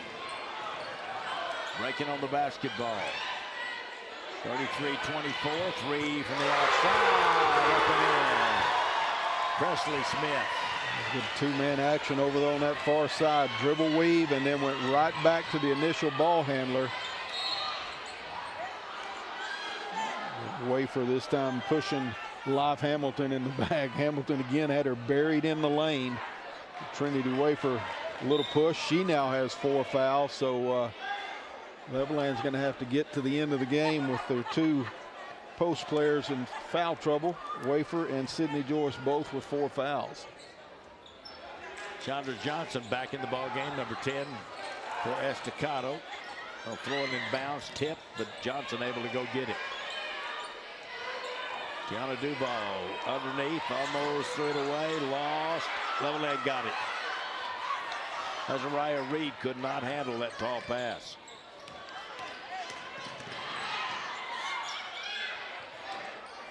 Another shot from the outside, up no good. Rebound taken by Denali Perez. All the way to the basket, scoops it up, hit the bottom of the rim. And now Estacado will be called for a foul over the back. Tiana Duval is going to be her 5th foul, so she will be the first one, I think, at least in my book. Now we're going to let her play a little longer. Yeah, I had her with. Now they got her. Okay.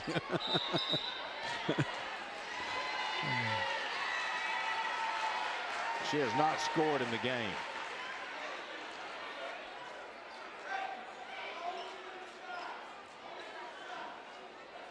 She is a defensive presence for sure. I mean, she gets after it on the defensive end. That time was trying to go after a rebound offensive board and runs through the back of Penner, not due to a lack of hustle.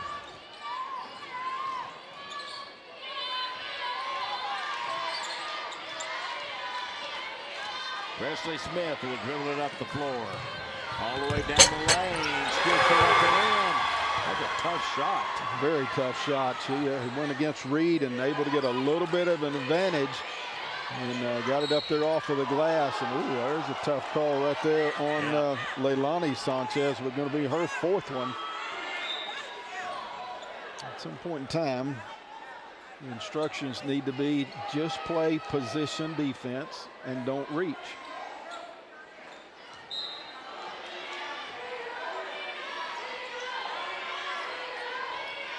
Up top, into the lane, down the lane, shot up no good. Hamilton, putback won't go, but a foul is going to be called. That could, and they call it on penalty. They got Wafer that time, which will be her last one. That's her fifth foul.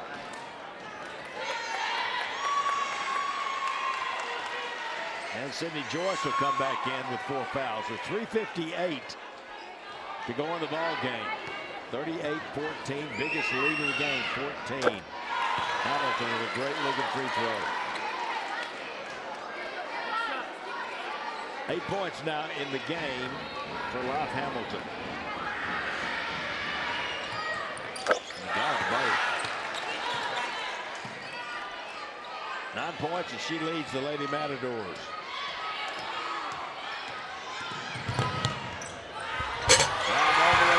Putting up the field by Leilani Sanchez. Another time up there, the offensive player got even with the defense in the lane all the way to the basket. Nobody rotated over. Here's a cross-court pass intercepted by Levelland. Penner comes up with it.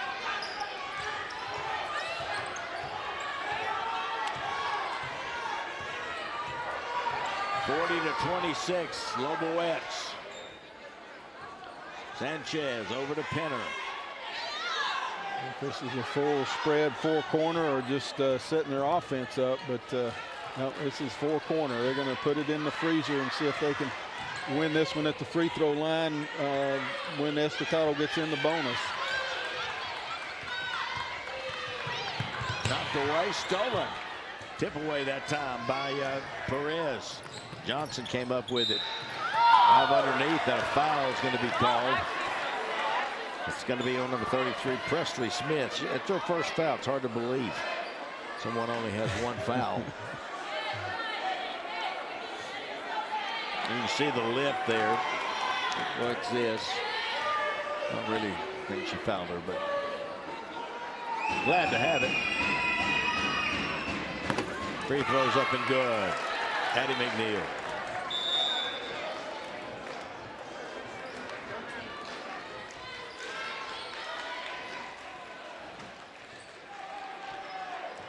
Timeout on the floor, 40-26. And the Lady Matadors coach have just gone totally quiet from the offensive end here in the second half. Well, they really have. They're going to have to rely on their defense here. As Levelland showed that last possession, they're willing to spread it and try to work the clock. So Estacado's going to have to really keep pressure on the basketball, try to get some tips, and hopefully some transition opportunities here to get back in the game. 14-point lead for Levelland. Maybe a little early to try to put it all the way into the deep freeze, but especially with the pressure that Estacado was able to put on you from a defensive standpoint. Well, that if they can hang on to it, you know, they can maybe prevent a couple more players from fouling out. Sydney Joyce is in the game. She has 4. And there's 4 fouls on Leilani Sanchez, and Sanchez is one of their real keys. Yeah, it would be a big blow for them to lose her. They've got a few others that handle the ball a lot, but Leilani Sanchez, I think, is kind of the glue that holds this team together.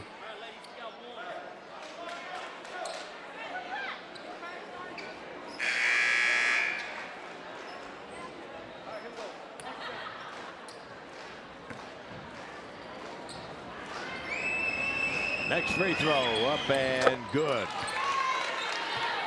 Addie McNeil with 5 points for the Lady Matadors.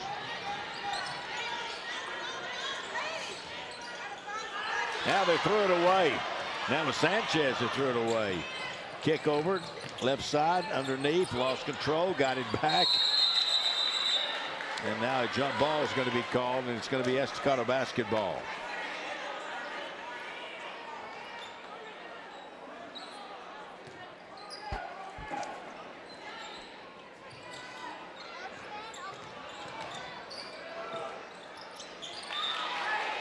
McNeil was going to drop it inside and knocked out of bounds that time by Emery Smith.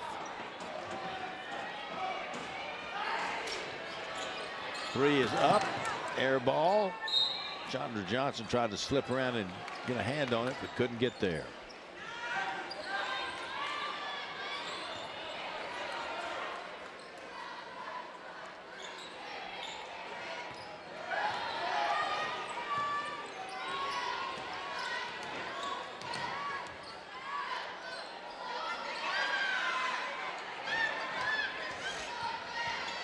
Drive to the basket, up no good that time by Presley Smith, but Levelland keeps it. Big rebound by Sidney Joyce right there. Smith went all the way to the basket, didn't get it to go in, but Joyce comes up with a big extra possession, more time off the clock.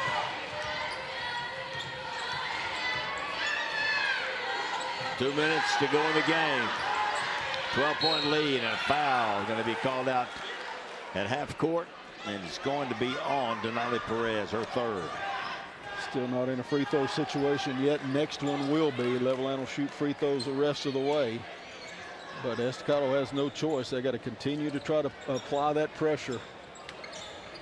Oh, in the backcourt, all the way in the backcourt. Presley Smith went to get it.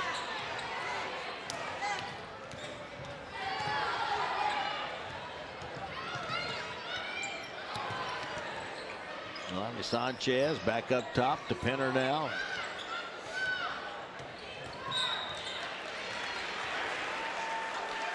Two shots coming up here.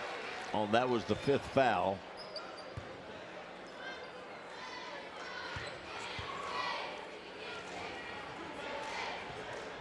I think they called it on Kalani Johnson. I'm not sure, but I believe that's what it was. Free throw up and good by Penner. And they put it on the board now. There was Kalani Johnson. It's her third foul.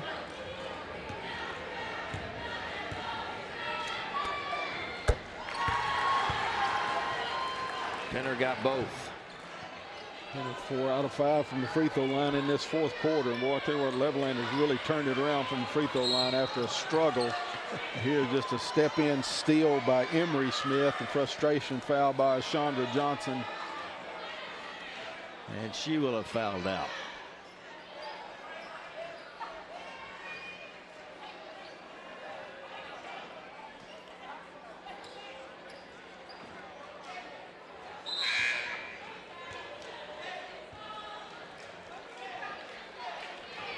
Coming into the game will be Jada Fee, 5'5" sophomore. She is number 22. Free throw up and short by Emery Smith.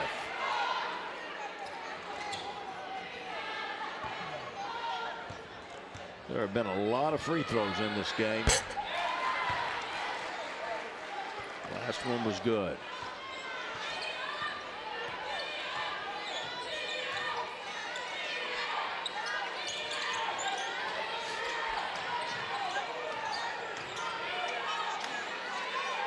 Lonnie Sanchez, really a good defender. Inside, little runner, no good. Rebound tipped by Joyce, controlled by Levelland. 1 minute to go. 43-28.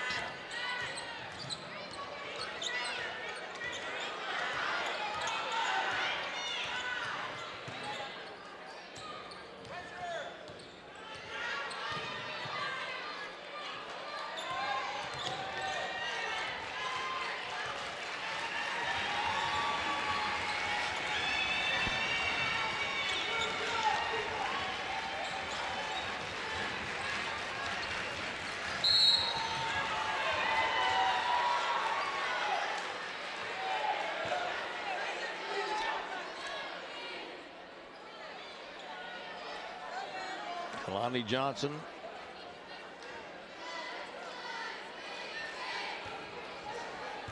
Levelland running their delay game very well. That possession a couple of times where you go backdoor cut to release pressure and on the same page to do so. That allowed them to take almost a full minute off the clock on that possession before Estacado finally fouled.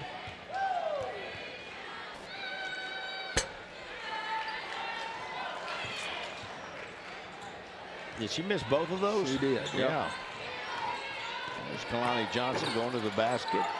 Can't get it to go. Life Hamilton's there to finish it out. 6 points in the quarter, 11 in the game for Life Hamilton. 43-30, down to 5 seconds to go. And Levelland will hold it and run out the clock. 43-30. The Levelland Loboettes defeat the Estacado Lady Matadors. Coach, and just a frustrating game for both teams.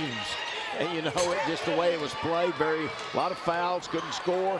But you got to be happy for Levelland right now. Big win. Yeah, Levelland gets out of here with a tough win, a big win, and for Estacado, it's just one of those nights. Offensively, just a struggle.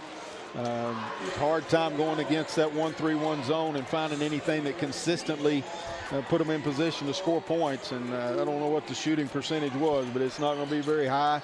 And play basketball long enough, coach basketball long enough, you have some games like that where it just won't go in. And Estacado played hard all night long. And just unfortunately, offensive shortcomings, too much for them to overcome tonight. 43-30, Levelland Loboettes with the win over the Estacado Lady Matadors. Now Levelland 23-5 on the year, 6-1 in district play. Estacado drops to 17-12 overall, 5-2 in district 5-4A play. The boys are out warming up. We'll have that coming up next right here on Fox 34 News Now.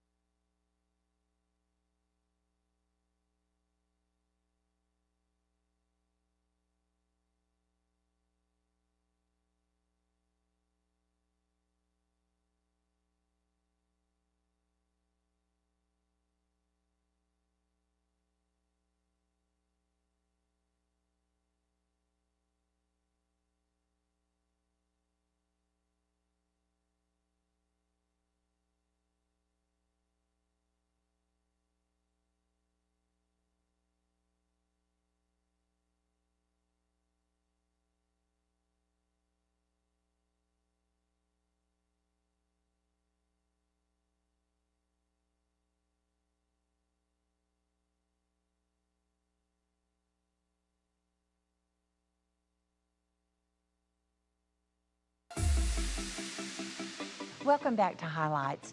Mrs. Baird continues to recognize the teachers with Teacher on the Rise program.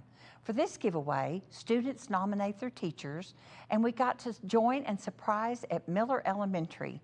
Let's watch. Are you ready? Okay.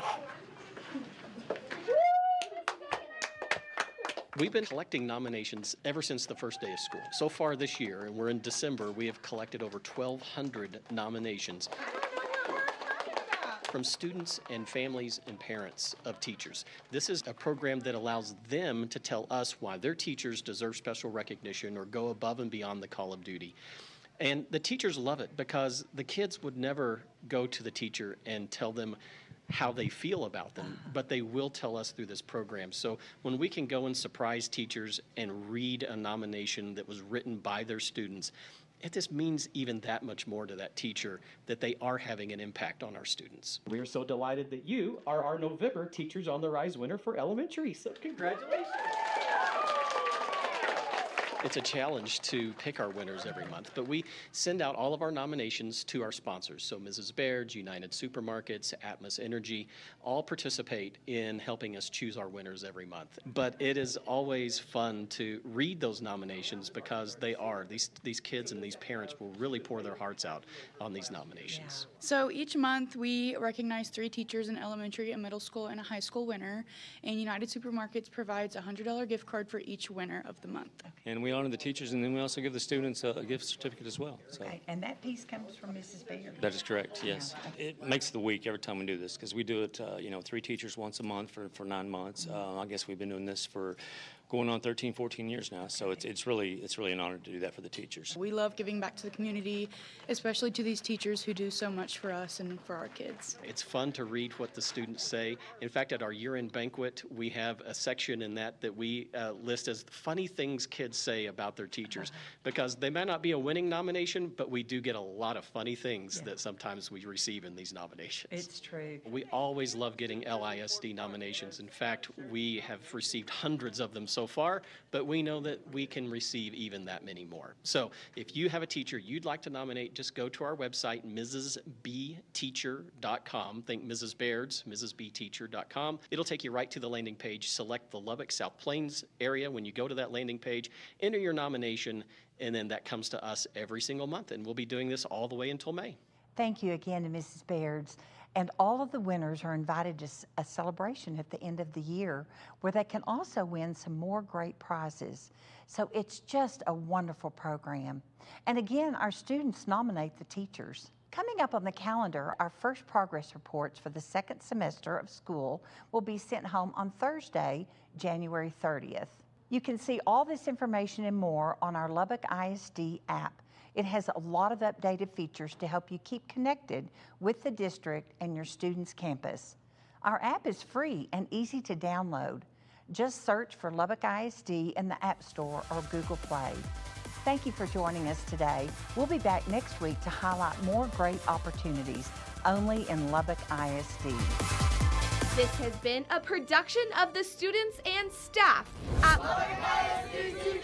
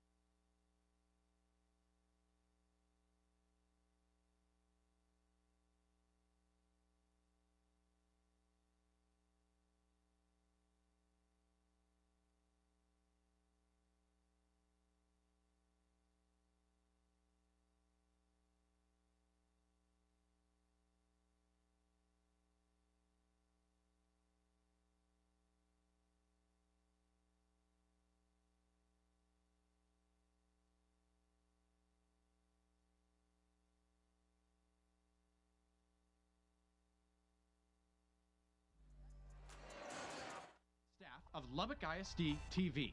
Want to see more of our work? Visit our website at lubbockisdtv.com and subscribe to our YouTube channel, Lubbock_ISD. Welcome to Lubbock ISD TV, where you're going to be watching an exciting matchup between the Estacado Matadors and the Levelland Lobos. We've got an exciting game coming up for you, so let's take a look at some of the players and the overall team. Grant, can you tell us some stuff about the Levelland Lobos? I can. They are 14-15 on the season and actually coming off a heartbreaking loss earlier Tuesday, where they were unfortunately lost in overtime to San Angelo Lakeview, where Lakeview went on a 10-2 streak to shut them out.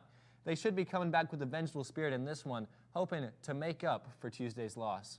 Well, the Estacado Matadors are actually doing really good. They're on 8-0 so far and 8-0 at home. So that's going to pose a challenge for the Lobos. Also, Estacado Matadors are 21-10 right now, and that's made them 10th in District 4A. The Estacado Matadors are headed by Coach Tony Wagner, and I think right now they're going to be heading strong into this game against the Levelland Lobos. Grant, what are some players that you're going to want to look out for with the Levelland Lobos? Yeah, there's two main ones there, Tristan, specifically Eric D. Jones and Elijah Jordan.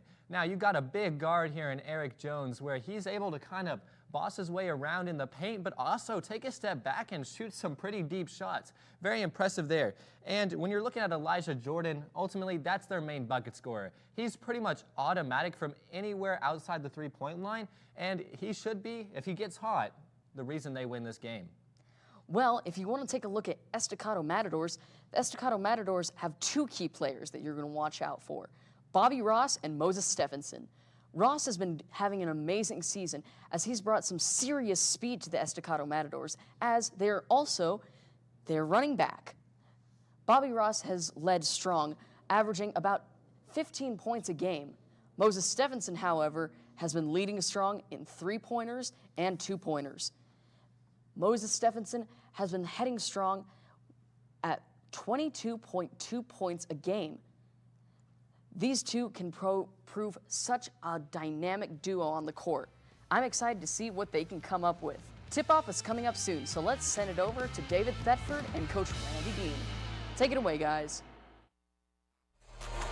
Welcome back to Estacado High School. The Estacado Matadors, the Levelland Lobos, set to get it home here in just a minute. David Thetford along with Randy Dean. And Coach, these two teams always get after each other pretty good. They really do. Yeah, we talked about it being a rivalry with the girls, and the boys has turned into a heated rivalry as well. Of course, Estacado's had the better of it over the last several years as far as the scoreboard is concerned, but the effort is always there between both teams. And Levelland, good, strong basketball tradition. They'll come out here and they'll play hard. I promise you that. But Estacado, boy, I tell you what, you talk about a talented group. Oh, man. This group of Matadors, they can flat out play both ends of the floor. And they get to both ends really fast. Yes, they do. We have trouble writing down a score before they already at the other end again. We're going to meet the starting lineups. I'm not really sure about Levelland. Number 4 was a late addition, but he's up on the scoreboard to be starting for Levelland.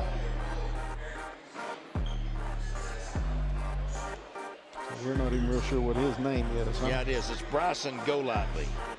I got him out of the program, the Caprock tournament. Bryson Golightly. He's a 5'9" freshman.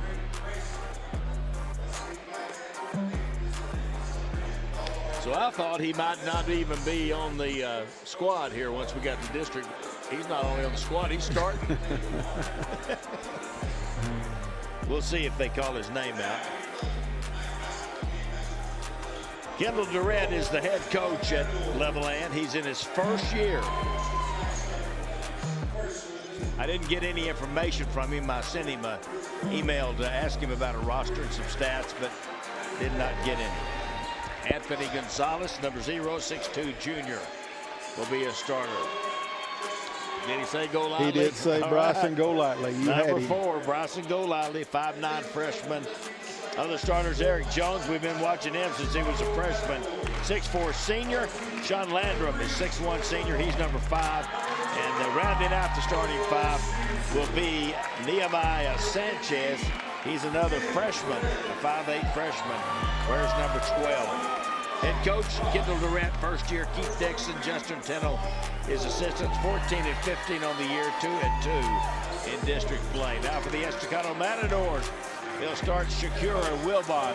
He's a 6'2" sophomore, leads the team in scoring at 20.2. He wears number 3. Number 15, another senior, 5'11", Tim Perez, 11.8 points, 3.9 rebounds, 5.5 assists. He can really play the game. Number 20 is Bobby Ross, a 6'3" senior, averaging 6 points and 4.5 rebounds. 23 is Armand Ward. He's a 6'3" senior, 9.2 points, 4.1 rebounds, 2.2 assists. And rounding out the starting 5, number 35, 5'11" senior, Cameron Sherman, 3.1 points, 4.1 rebounds. Head coach Tony Wagner, 17th year at Estacado as the head coach. Jose Perez, Kevon Hargrove, and Jay January as assistants. They are 21-6 on the year, 4-0 in district, 4-5A play. And we are underway. Almost out of bounds off of Levelland. Eric Jones, a talented player. He's got the basketball. Good size, good quickness.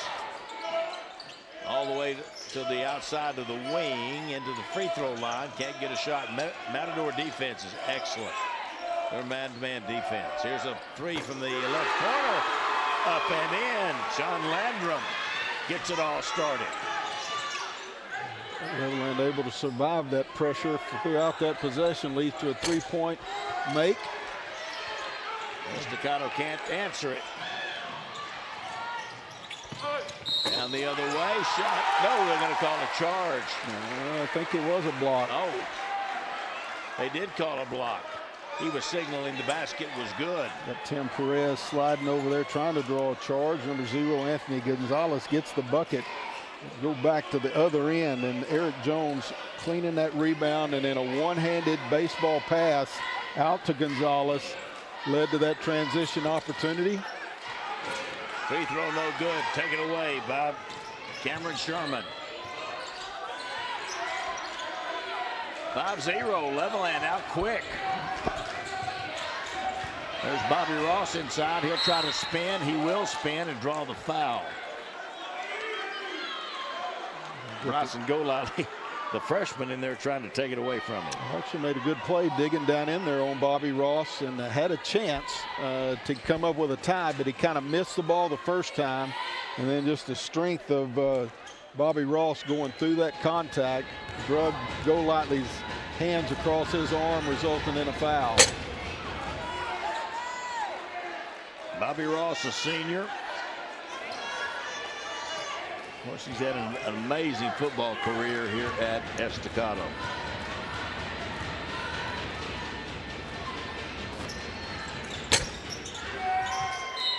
Missed both free throws, knocked out of bounds. Who's it going to be? Staying with Estacado. That was good hustle that time by Armand Ward to get in there. Three from the right corner, up and in. That's Shakur Wilbon with the three. Finding that against that zone defense, able just to throw it straight to the corner. And boy, Wilbon, he can absolutely shoot the ball. Now here's a charge. This is going to be on Eric Jones. It's a guy that Levelland cannot afford to get into foul trouble. A year ago, we did this game right here in Estacado's gym, and he got in early foul trouble and was a non-factor. Kick outside. Here's another three. Off the back of the rim this time by Armand Ward. Rebound. Long pass tipped away. Going to go out of bounds. It'll stay with Levelland.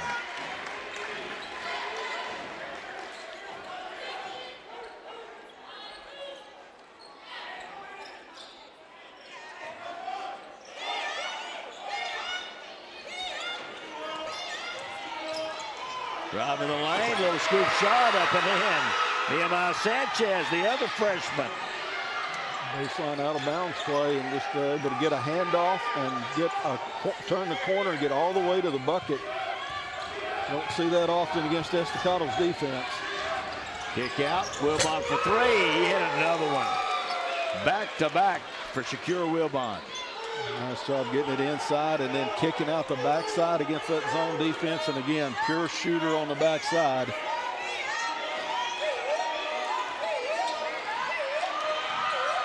Look at Bobby Ross. He's hanging in there. And Jones loses him. Pulls up and hits it.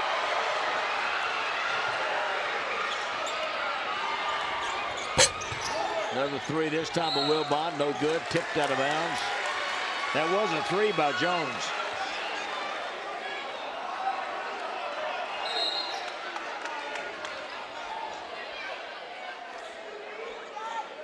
Cameron Sherman will go out of the ball game. Coming in for Estacado will be number 10, Moses Stevenson. He averages 15 points a game.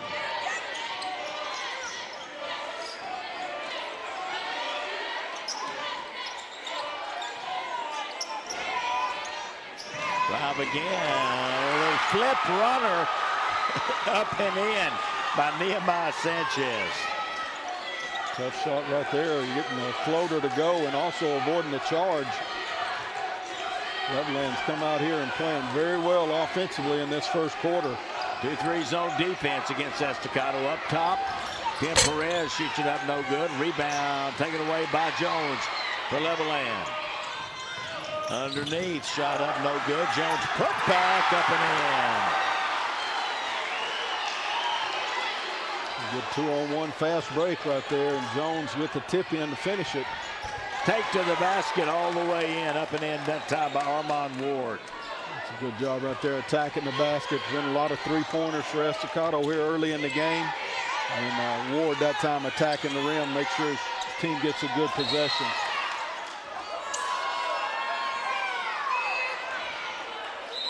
It'll be a jump ball, so it will be Estacado basketball.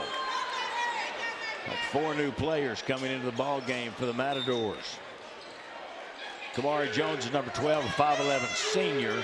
Number 5 is Kendrion Coleman, a 6'1 senior. 24 in the ball game. That's Ryan Robinson. Good pass underneath. Good up and in. Great interior passing. Ryan Robinson's going to get the bucket, but it was actually number 5, Kendrion Coleman, who got it at the high post and found him with a post-to-post pass. 14-10. The score. 3:50 to go here in the first quarter. Inside, turn around, he walked. And he did. So Ryan Robinson. He was going to pivot, but just decided to jump around. Timeout on the floor. 14-10. Levelland on top of Estacado. 3:46 to go in the first on Fox 34 News Now.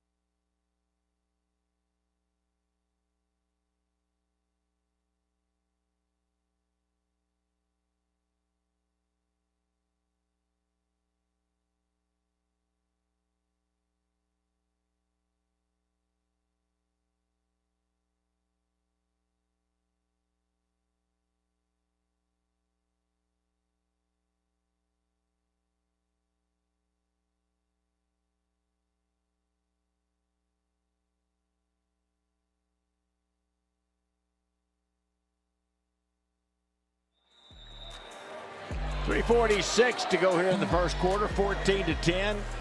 Levelland, Coach, I think you said it earlier, they have really started this game well here tonight. They sure have. They are handling the ball. So far, no turnovers that have led to transition points for the Matadors, and that's huge when you're playing against Estacado. They're going to make you turn it over, but you just don't want those ones that lead to fast breaks and dunks. Levelland able to handle the press that time. Eric Jones going down the lane, blocked underneath and out of bounds. That coming over to help Ryan Robinson, number 24.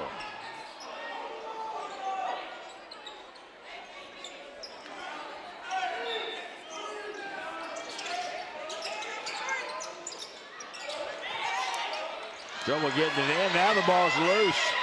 Estacado to the basket. Can't get the shot to go that time for Kendrion Coleman, but he was fouled by Sean Landrum. Landrum unable to make that catch down there against the pressure on the inbounds pass. There's one of those turnovers that leads to a fast break opportunity. Coleman's going to have to earn it from the free throw line.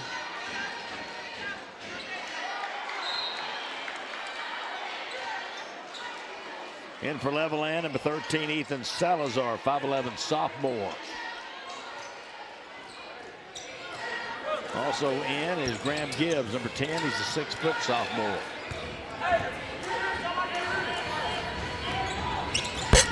Next one's up and good. 3-point lead for the Lobos.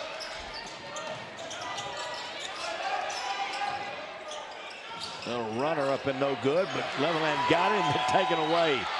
Kendrion Coleman with the steal. 3-ball up and good. Moses Stevenson for 3. And we are tied at 14.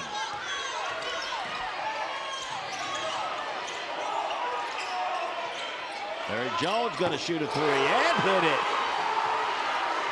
Big advantage. Eric Jones, that 6'4" height, playing up there at the top. He's been a good release against this pressure, able to throw over the top of it, and a couple of 3-pointers from up there as well here in the first quarter.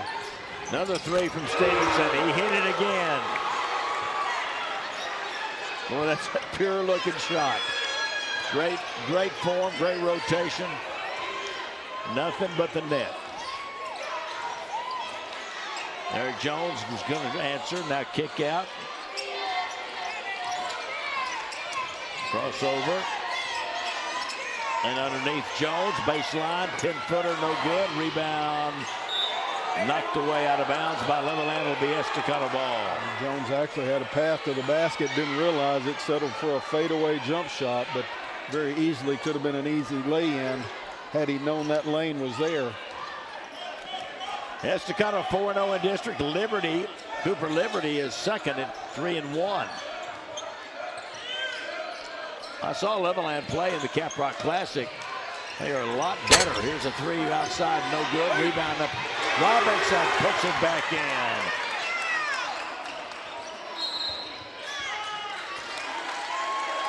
Timeout going to be called by Kendall Durrett, the head coach at Levelland. And the Matadors coach have the lead.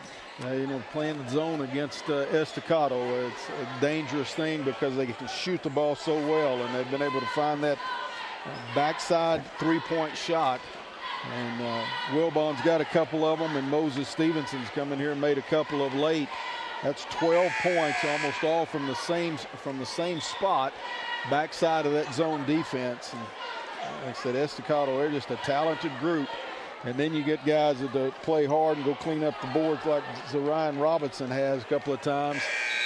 And all of a sudden you look up there, and as well as you've played, you find yourself behind this talented Estacado team. One-man press. Kendrion Coleman's got him. They're really going to try to trap at half court. And they do get a trap, and ball knocked away and out of bounds. It'll stay with Levelland.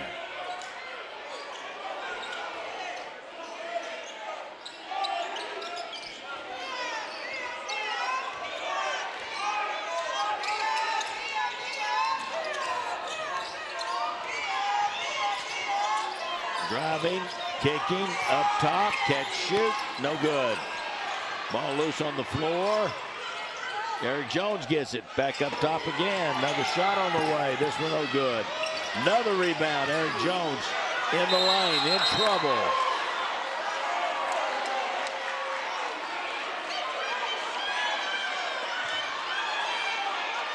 Foul going to be on Estacado. Zarian Robinson on the push. Probably see it right here. Just kept inching his way in, eventually even reached in. There's a little runner again, this time by Nehemiah Sanchez. Can't get it. Hesitation, pop-up jumper. 15-footer on the baseline. Up and in by Moses Stevenson. Great play right there by Stevenson. Attacking, getting the defense back on their heels, and then pull-up jump shot. Inside, there he is again, Nehemiah Sanchez. 5'8" freshman, but he got 6 points in the quarter.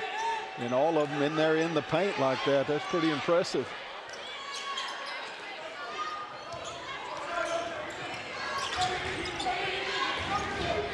Pass up top, three on the way, and it's good. Kamari Jones for three. 5-point lead for Estacado. And ball stolen away. Nehemiah Sanchez almost got it back. Pass on the baseline, 5 seconds. Pull up from 15, in and out, no good. Rebound, Levelland, no shot. That was after the buzzer. End of one, 24-19. Estacado Matadors lead the Levelland Lobos on Fox 34 News Now.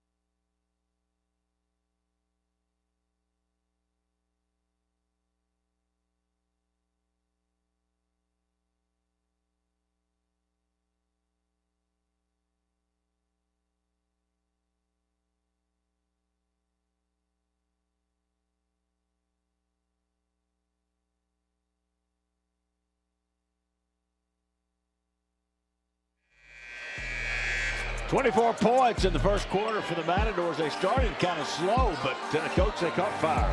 They really did, and you make 5 3-pointers in a quarter. That adds up in a hurry. Again, you just see how good this Estacado team is. Some of their top players started the game and then were replaced, and the backups came in. The second team came in and lit it up.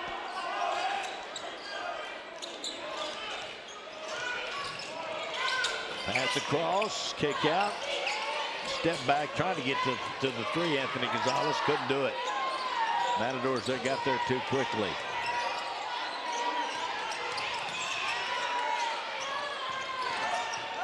Inside, that's going to be a charge.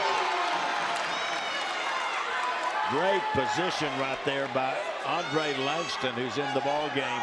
6'1" sophomore. He waited on it, and he took it. Solano just went too deep that time. There was a driving lane there, but he needed to pull up about a step shorter than what he did. First foul on Solano.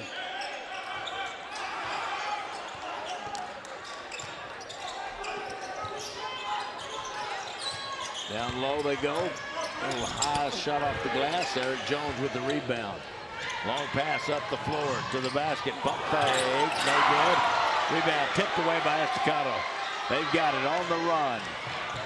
To the basket, gonna put it up. No good. Tip, no good. Back for the ball. Estacado and Levelland on the floor. Greg Solano hustling. Got a jump ball. There's some of that intensity and hard effort plays that we talked about we knew we'd see between these two teams. They're down on the floor getting after that loose ball. Great effort by both groups. Results in a jump ball. Estacado's going to maintain possession.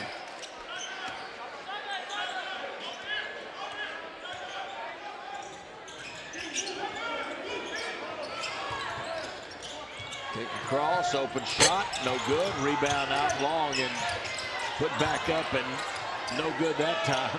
But rebounded inside by Robinson. He's fouled going up. Kendron Coleman, great effort saving that ball. And the air ball came up short on the initial shot. Coleman didn't give up on it, saved it right back inbounds to Ryan Robinson. He's going to get fouled. Foul is going to be on Ethan Salazar. Robinson going to the free throw line thanks to Coleman's effort.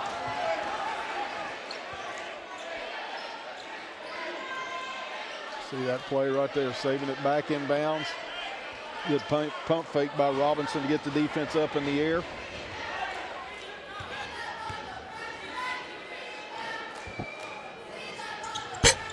Missed them both. Still 24-19.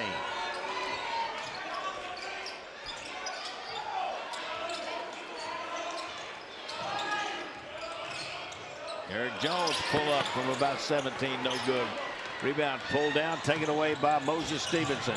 Down the floor, runner in front of the basket, won't go. Out to Estacado, ahead to Solano. He'll reverse, can't get it. Final shot, up and in. Ethan Salazar. Good effort by Levelland right there. Just out hustling Estacado back to the basket. Results in that tip in by Salazar.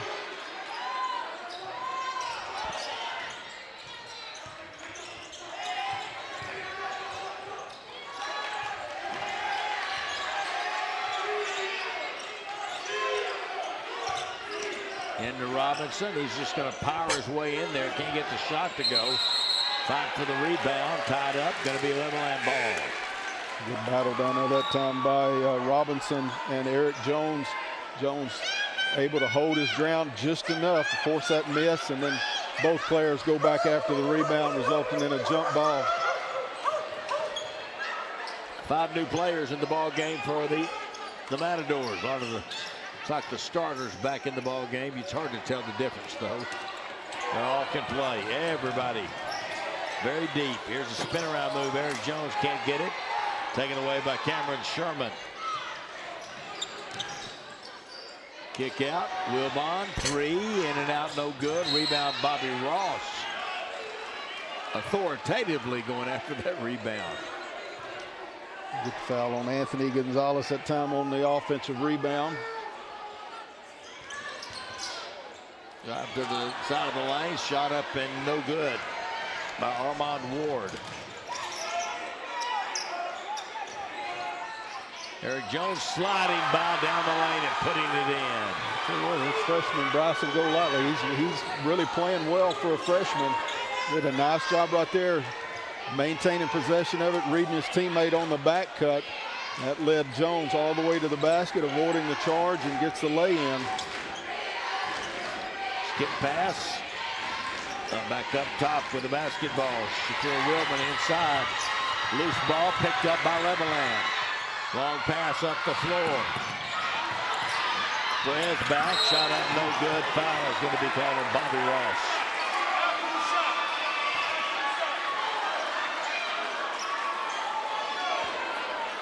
Bobby Ross going to get the foul, and I believe the referee is saying after the shot, so it's just going to be out of bounds to Levelland.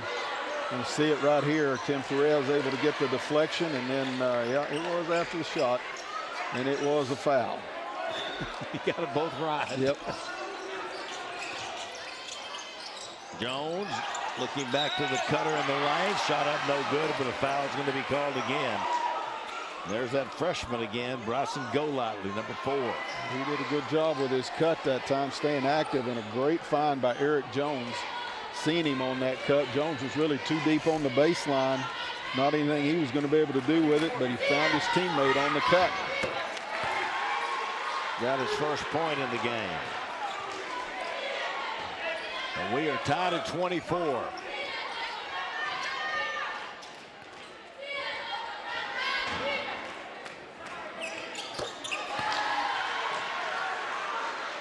Got them both. That's Levelland up by 1, 25-24.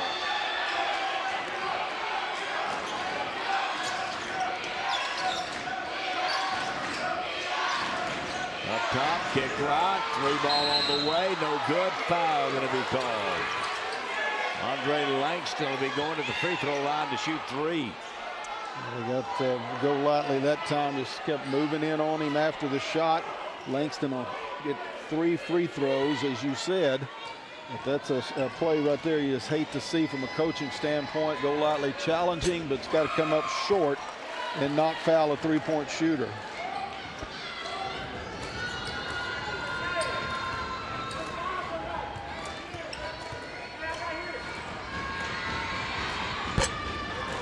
Made the first, missed the second. 1 more to go.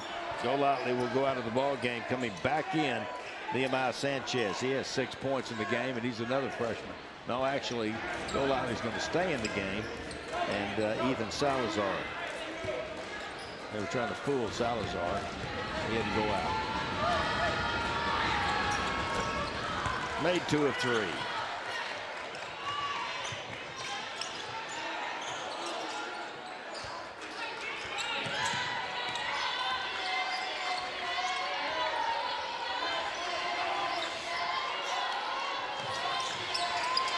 Double team, almost stolen. Now foul going to be called on Robinson. So aggressive. Had Golightly in a little trouble there on the sideline. Deflected the first pass. Golightly got it back, and then Robinson just couldn't help himself. Reached into the cookie jar and got called for a foul.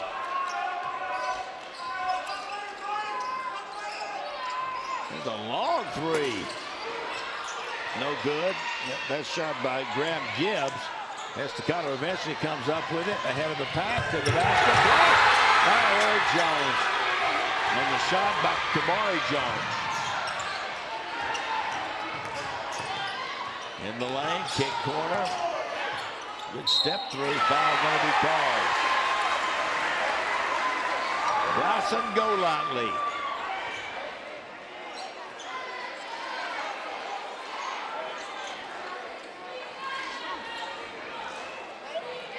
They call that on, no, they called it on Langston. First foul on Andre Langston. Free throw up and no good by Golightly.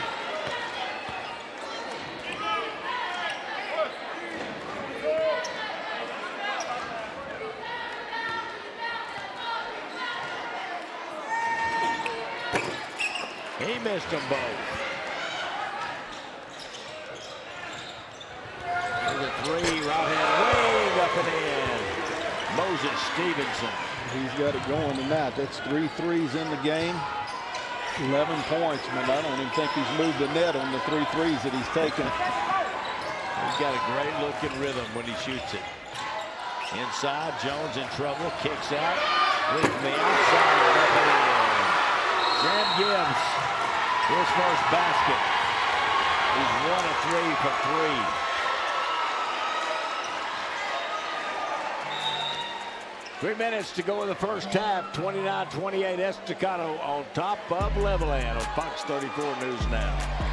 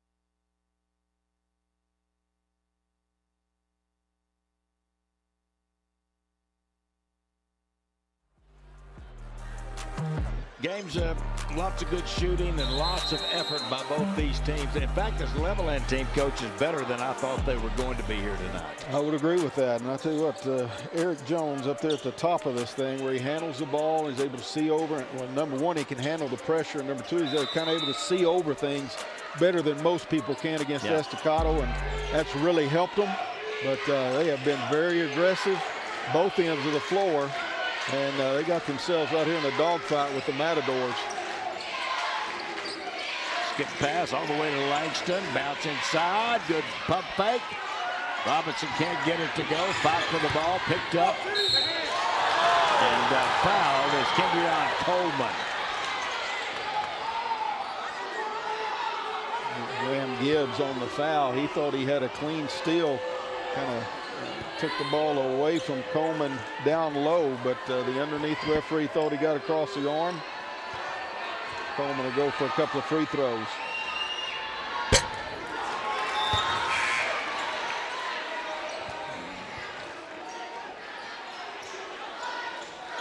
New players in for Estacado.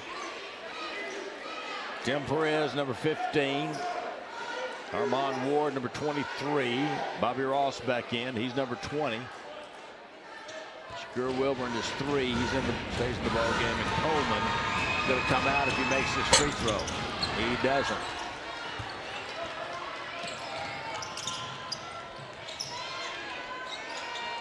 Eric Jones. I think he started since he was a freshman. That's got to be a walk. Yes.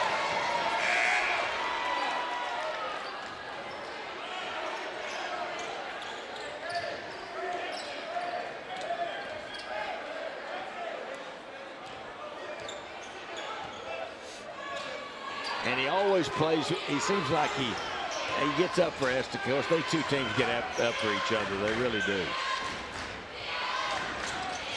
Zone defense, been that way the whole game for the Lobos. Bobby Ross on the baseline. Skip straight across. Perez, 3. Won't go. Put back, won't go. Rebound taken out of there by Graham Gibbs, the Levelland. A couple good looks at it. Ross throwing that short corner diagonal to Tim Perez. He usually knocks that shot down. 3 no good, and back the other way quickly for the Matadors to the basket. Lay it up and in. Just silky smooth going to the basket. Jones just a little bit late getting back and then tried to recover with a shot block, and instead gives a 3-point opportunity to Ward. Great drive out of the corner by Ward. See if he can complete the old-fashioned 3-point play. John Lander, number 5, back in for the Lobos. Another thing to keep an eye on. That's the second foul on Eric Jones. Again, I'd say he is the one guy that Levelland absolutely cannot afford to lose to foul trouble. 5 points now for Armand Ward. 32-28, 4-point lead for the Matadors. Jones will pass it across. A reset back with Eric Jones. Gibbs open. He'll shoot another three off the rim. No good. Perez with it. Pushes up the floor. Ward, corner. Three ball on the way. Up and good. Shakur Wilbon. 3 threes now in the ball game. Excellent execution on the fast break right there by Estacado. 2 passes up the sideline. Finds Wilbon in the corner. He scores it over the top of Eric Jones. Eric Jones takes it all the way in the middle of the lane. Shoots it up short.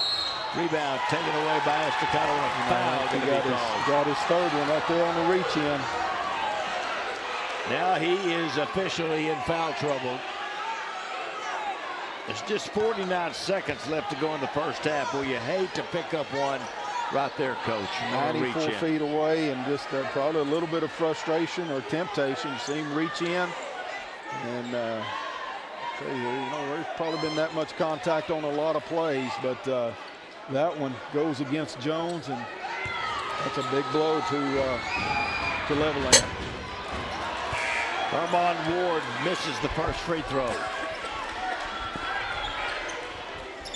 I sort of missed the 1-and-1 free throw. I agree with you. It's a whole new dimension to the game to have that 1-and-1. He missed them both, and it's going to be last touch by Estacado. Now who's going to be the primary ball handler for Levelland? And don't think these 47 seconds aren't huge to Levelland, as Estacado can get away from you in a hurry. Going to be a foul call. It's going to be freshmen that are going to handle the pressure, Coach.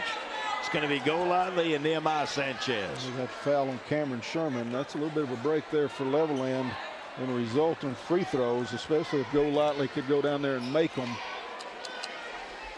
He's 2 of 4 in the game for his only 2 points.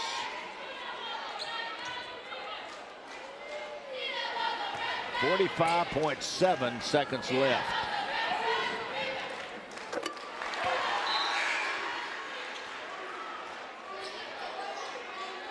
Moses Stevenson coming back in. He'll replace Armand Ward.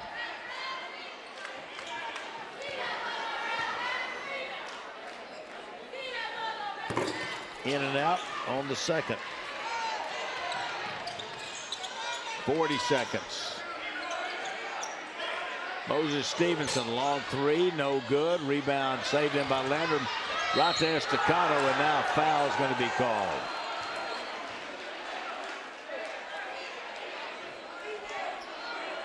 Big block coming over from the backside. I think it was Landrum, but Nehemiah Sanchez is going to get the foul on a reach in right there. You see it. It wasn't Landrum. It was actually Ethan Salazar that came over to block it, but Nehemiah Sanchez on the reach in.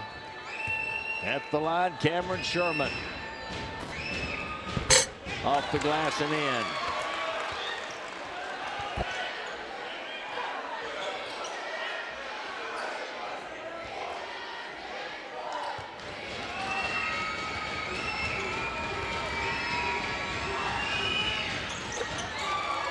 And then he rips the second one. 37-29. Estacado with their biggest lead. Timeout going to be called. Going to be a full timeout by Kendall Durrett. 24.6 left on the scoreboard till halftime. Coach Durrett saw his freshman go right across the half-court line and pick it up with a trap coming, and knows that is bad news. That's a bad place for anybody to be, let alone about a 5'8" freshman, and calls a quick timeout from the bench, trying to save that possession. And I think that's, again, knowing how explosive Estacado can be and doesn't want to let this game get away from him here before the half. Only 24.6 left to go here. Estacado has made a good run here in the second quarter. Couple of threes and made free throws. That's made a few free throws.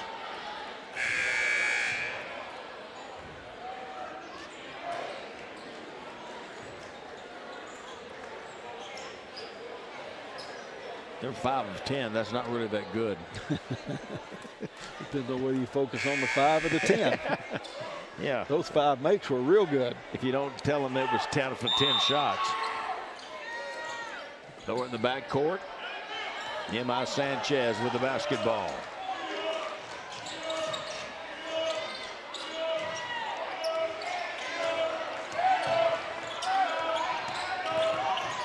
Golightly going to take it to the basket. Can't get the shot to go. Run out. Bobby Ross. He can't catch it. 5 seconds to go. Needed a little more air on that one. Oh. McIntyre, one of the referees, picked up a loose shoe and handed it to the wrong team. Moses Stevenson's like, what am I supposed to do with this? I've already got 2 of them. Yeah. Sanchez, he'll dribble it up, almost stolen by Perez. Turn around, shoot it over the backboard. We are at halftime. 37-29. Estacado Matadors lead the Levelland Lobos. Halftime show is coming up. We'll have highlights for you later on, so stay tuned to Fox 34 News Now.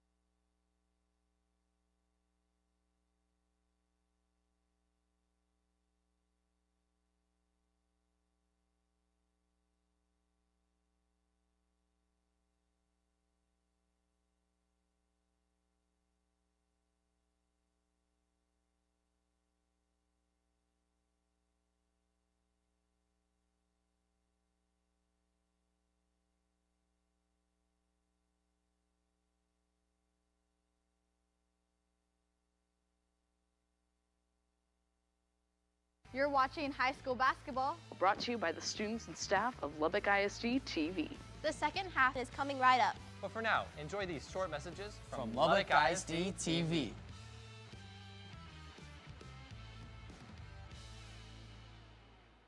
January is School Board Appreciation Month.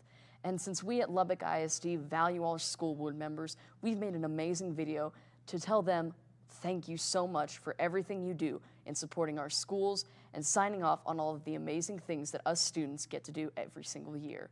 Check it out.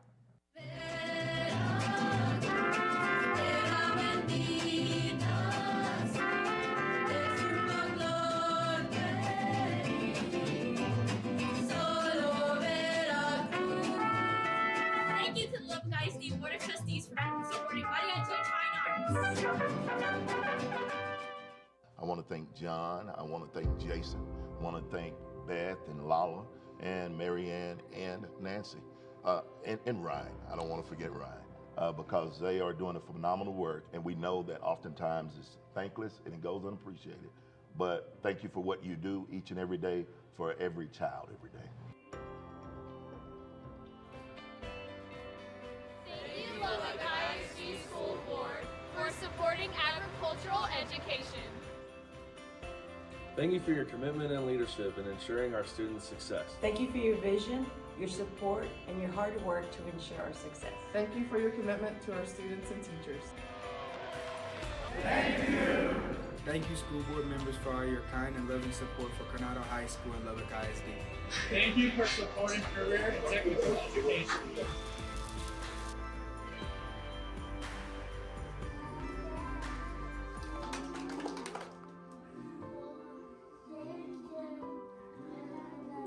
Thank you for creating the future of Lubbock.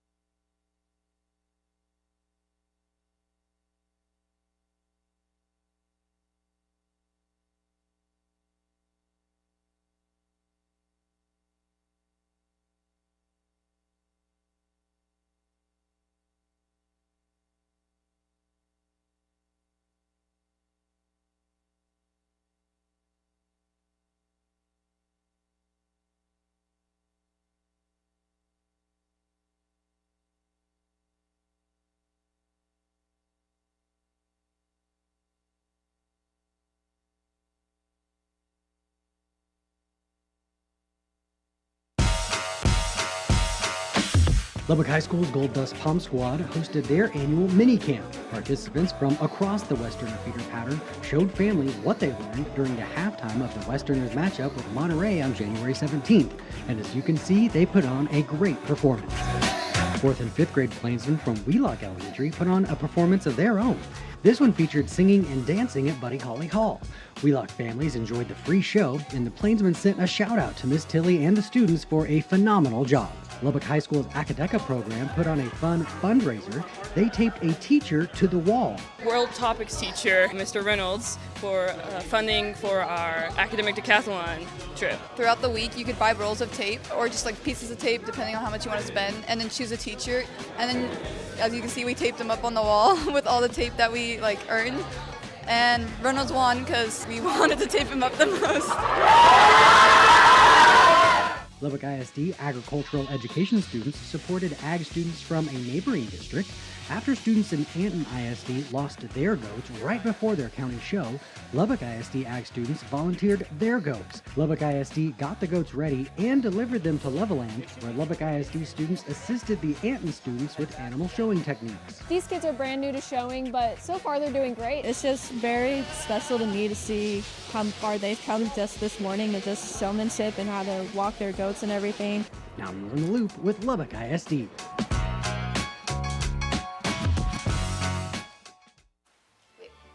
What do I say? I don't know, just make something up. LSD TV, Facebook, you know what I'm saying? Just do it. It's Facebook. What am I supposed to say? I don't know, she'll make a script and post. Just do it. Okay, fine. Lubbock ISD TV Facebook spotlights what it's like behind the scenes here at Lubbock ISD TV, plus an inside look at our live sports productions. If you like what you see, please share it so other people can see the amazing things happening in our district. Okay, how was that?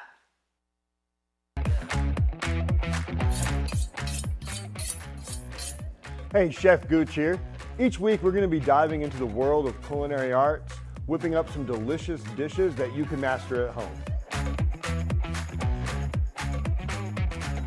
Whether you're just starting out or looking to sharpen your skills, I've got the tips and tricks to help you cook with confidence. So grab your apron and let's get cooking with class.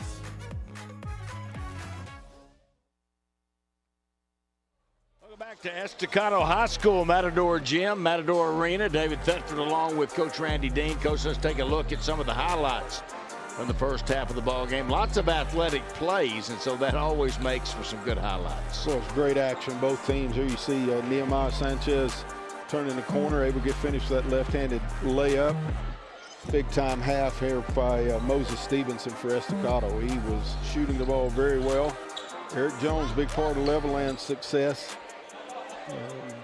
Very good player, but saddled with 3 fouls, so we'll see how that plays out as we go through this second half. Levelland's going to have to make more 3-pointers. They made enough in the first half to keep them in the game, and have to follow that up with a strong second half performance as well. Levelland will have the basketball as we start here. 37-29 Estacado. Throw it over the top to Eric Jones.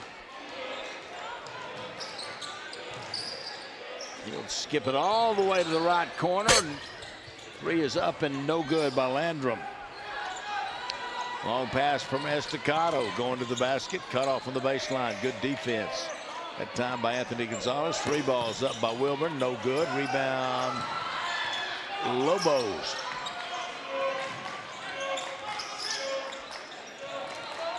See what the coaches came up with at halftime. Tony Wagner, of course, what a career he's had. 7-year assistant here at Estacado. Then he got the head job, and he's been here 17 years. All kinds of success. Foul going to be here on Tim Perez. Yeah, was taking the opportunity there. Spacing broke down for Levelland. Come over and double team the ball, but Angle took him right through the body of the dribbler of Levelland.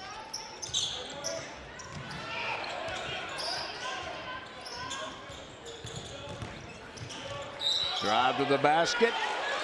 Going to be a foul. And 2 shots. Armand Ward there, and a lot of bumping. Started way up on the floor and continued all the way to the basket. Finally, a whistle blows, and Eric Jones is going to get to the free throw line. He was the only player in double figures for Levelland. He had 10 in the first half, and for Estacado, Moses Stevenson had 11. Those were the only two. Of course, Wilburn had 9 and 3 threes. Missed the second one. 38-29. Here's the baseline jumper off the side of the backboard by Wilburn. Kick out inside, pass it across Landrum.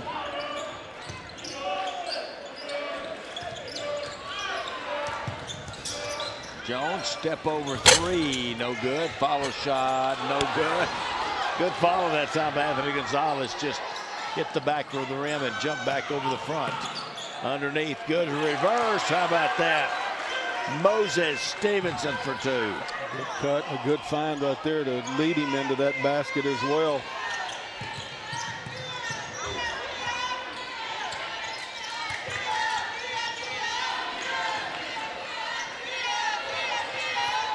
Thought about the 3, goes to free throw line, steps through, shoots it up, no good.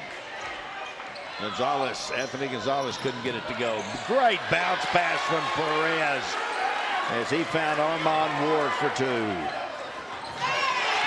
Now Perez diving to knock the ball away. He's a really great all-around player, Coach. He really is. He's the guy that effort guy for Estacado. I think the leader of the team. I think either somebody said something to him at halftime or he looked himself in the mirror. It's a strong effort coming out here to start this second half in the first half that he didn't really hit much of an imprint with. There's a 3 by Landrum, air ball. First time I've ever seen Tim Perez without glasses. Is it right back to Stevenson? 3, nope. Rebound, Ross kept it alive. And that was a foul. That's going to be on Eric Jones, Coach, and that is 4 on Eric Jones. Really tough because he got pushed in the back on the first rebound by Bobby Ross. Cleared him out underneath, and then as he tried to get back in the play, he ends up getting that foul. And big decision over there on the Levelland bench of what to do about this. Get a lane violation to wipe out the first free throw, but Ward will still get a second one.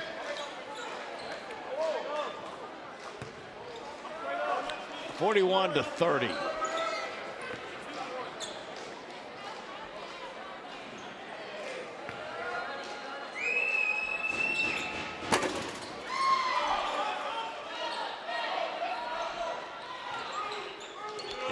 He leaves Eric Jones in the ball game with 4 fouls.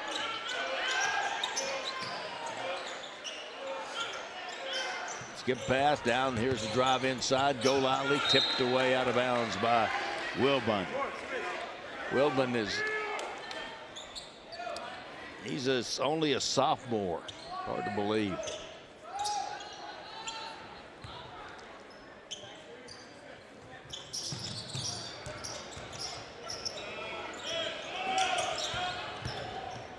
Good drive by Golightly.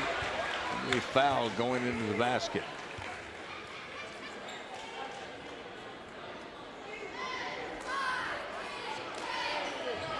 You called it on Ross, didn't he? He did, yes. Bobby Ross. Golightly at the line. One of the freshmen puts it up and in. Same there on the replay. Attacking the basket hard. Bobby Ross got to step out of position, reach across Golightly's body.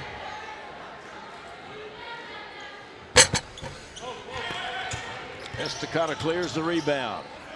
11-point lead for the Matadors. They have not played yet this year. They were both in the Caprock Classic but didn't meet up. There's Bobby Ross, a strong turn, couldn't get it to go. Eddie Estacado right there. They first time down the floor, they go right at Jones to try to get him out of the game. He stayed straight up and down, challenged the shot, no foul. There's a 3 up and no good. Rebound Golightly, and now he's fouled. I think it's going to be Bobby Ross again.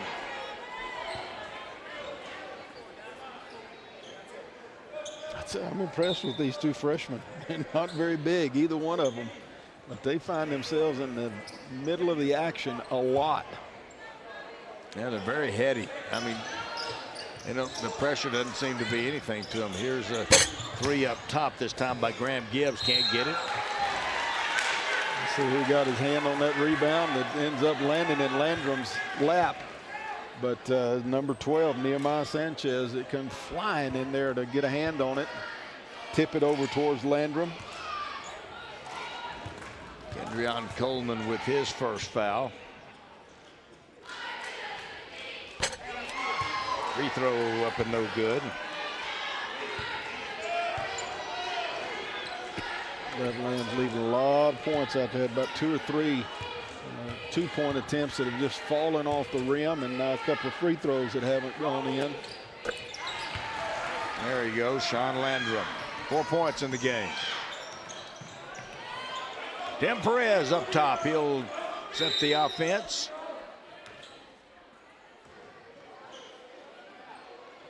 Maybe the clock didn't start.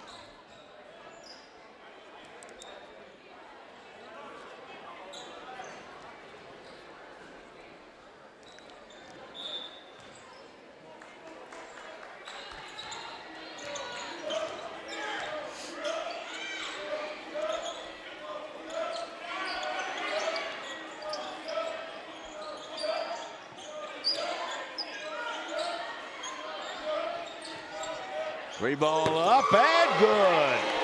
Moses Stevenson, his 4th 3 of the game. Now double team pressure in the backcourt. That was trouble. But it goes out of bounds into the Estacado bench. Nehemiah Sanchez says, my fault. I shouldn't have gotten over here. I don't know what I was thinking. I don't know why I went to that spot and picked it up. Because the guys on the bench were helping cover me. Kick across, Landrum for 3. No good. He's fouled. That three free throws coming. Tim Perez this time. He's got 3 fouls. Getting to the three-point shooter a little bit late. Landrum a chance to draw him a little bit closer, but another excellent find by Eric Jones. And then again, able to see over the top of the defense to make that pass diagonal across to Landrum, and gives him really a nice pass to be able to get right into his shot.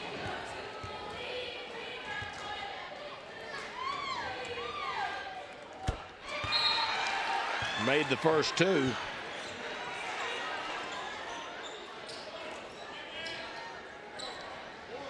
Coming in is going to be number 13, Ethan Salazar for Levelland. And Andre Langston, that one doesn't go for the Matadors. Secure Wilbon. And Stevenson again, all just short that time. And the rebound taken away by Levelland. It was right on line. I think Stevenson thought he had another one. There's a steal underneath by Langston. Drive to the basket, up and in by Armand Ward. Nice job by Ward right there, attacking the smaller player, going right through his chest. Free ball from Gibbs. He'll put it in. Graham Gibbs. Second 3 of the ball game. Timeout on the floor. 47-37. Estacado on top of Levelland here on Fox 34 News Now.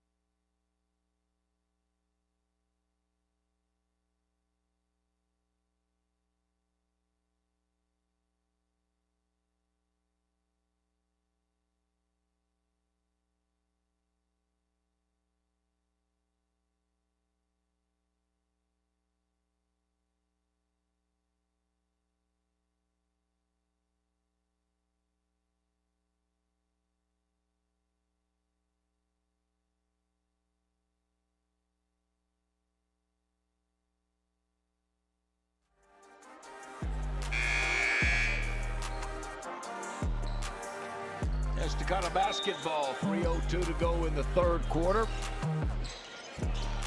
Levelland hanging around. Inside to go to Coleman. He'll try to force it up in front of Jones. Jones got the block and the takeaway. Jones playing like he didn't have any fouls. And underneath, Coleman comes away with it. Estacado back the other way. That's Moses Stevenson. He lays it up and in. Stevenson very talented out in the open floor. Jones really couldn't afford to challenge him too much out there.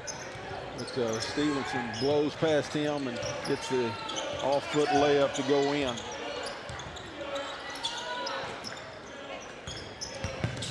Down on the baseline, kick out. Gibbs can't get the shot away. There's Eric Jones, got down the side of the lane, but shot up off the backboard, the side of it. Swing it around. Good recovery by the Levelland defense. Back up top, a long three. It'll be a short, but it goes right back to Ward. Now he'll drive it in, shoot it up short. Eric Jones comes away with it for the Lobos.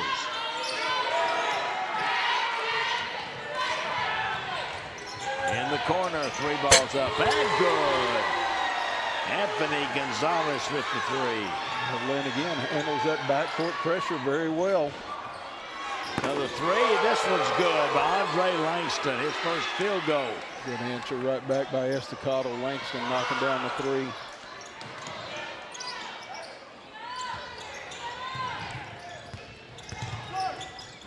Pass up top. Golightly. Kick corner.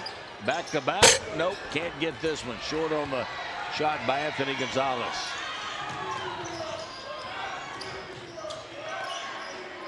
Langston way out on the floor. Down to 1 minute to go in the third quarter. Moses Stevenson. He hit another 3. Tell you what, he has got it on green light go tonight. 5 threes in the ball game. There's Graham Gibbs to the basket. Shoots it up short. Stevenson comes away with the ball. He'll drive it to the basket. Put it in. And he was fouled. Well, he can flat play. Foul's going to be on Golightly, his 3rd.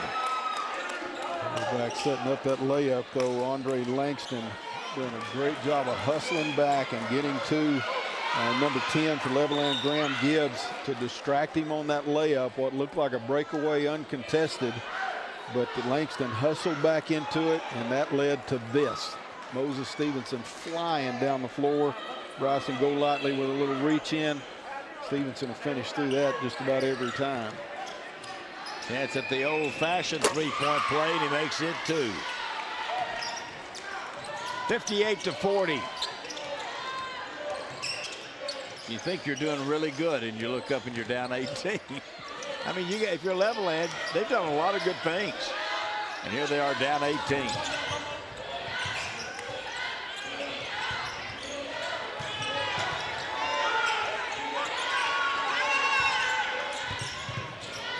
Kick out, Lander for 3, rattles out.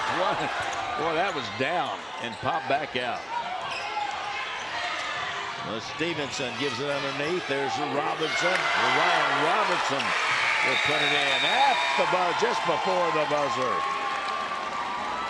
1 quarter left. 20-point lead for the Estacado Matadors. 60-40. Here on Fox 34 News Now.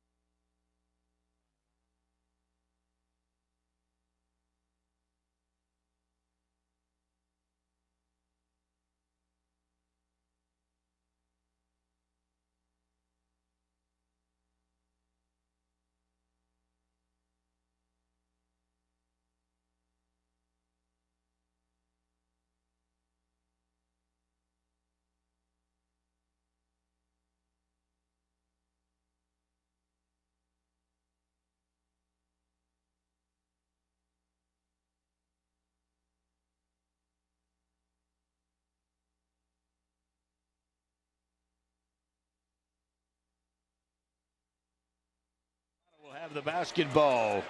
Moses Stevenson with 24 points now in the game. Inside, Bobby Ross going to get the turnaround and put in. Levelland tried to go man-to-man that possession, and Eric Jones tried to get around Bobby Ross for a steal. He missed it and left a clean pass. Stolen by Estacado, 2-on-1. Taking it in. Armand Ward will lay it up and in.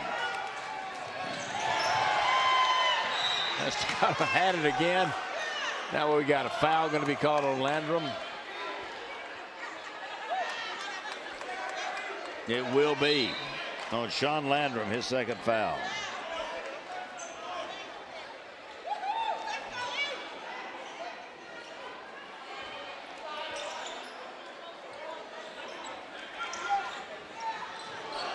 There's a catch-shoot three outside, no good.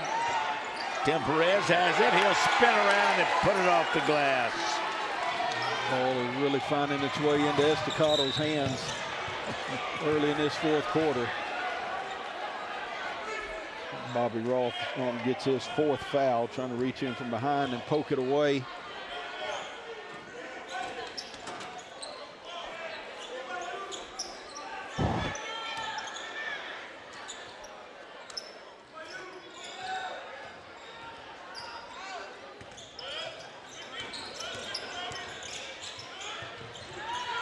You know, if you coach Tony Wagner, you got so many guys that can score. That's a good move and a good shot off the glass by Anthony Gonzalez. It is a deep team, a lot of weapons, and the thing is every one of them go in and play so hard. Look at that pass. Ross should have shot it on the left, and he took it to the middle, and there's a layup by Anthony Gonzalez. That was a great pass by Eric Jones right there. I think Bobby Ross thought Jones would come over and challenge him on that last shot. Yep. And he didn't, but Ross left it short, and Jones triggered the fast break. Perez in the lane, pull-up jumper, no good. Rebound Ross. He'll put it back up, no good.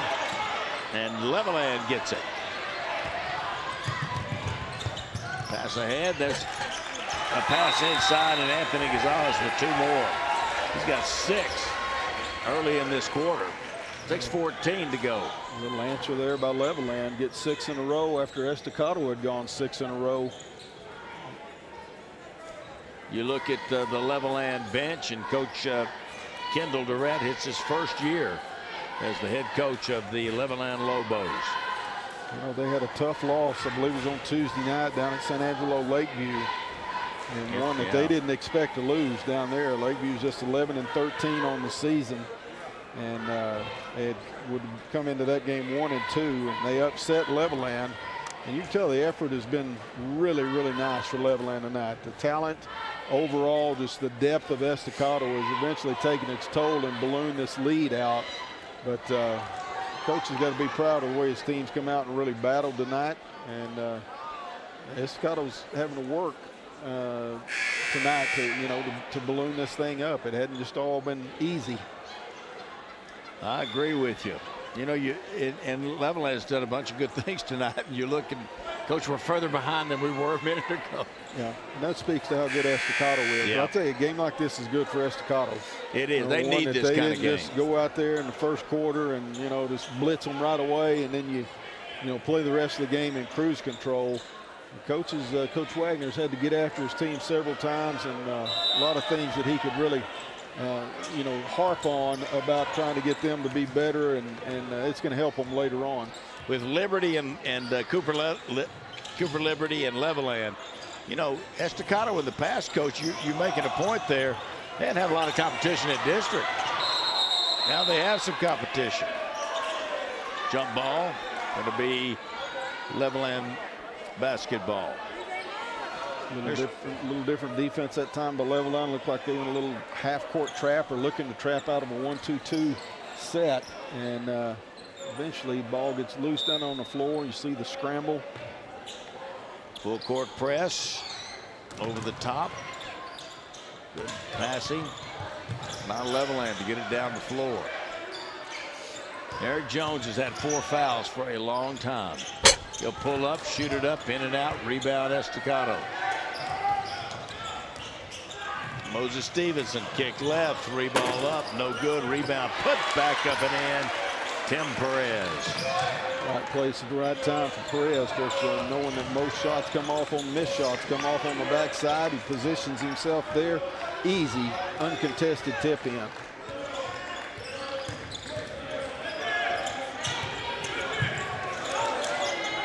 Pull-up shot, in and out, no good for Gonzalez, Anthony Gonzalez. Perez back the other way. He'll step through. Euro can't get it. Eric Jones rebound. Now Perez steals it from him. Passes ahead and an easy two for Shakur Wilbon. Good hustle by Perez right there to come in behind Eric Jones, tip it away, and come up with a steal. Uncontested for Wilbon now. Levelland for Wilbon now. Long air ball going to be taken away by Stevenson. He's going all the way to the basket. Little runner's no good. Rebound tipped to the outside, but he stepped on the line. That was Kendrion Coleman.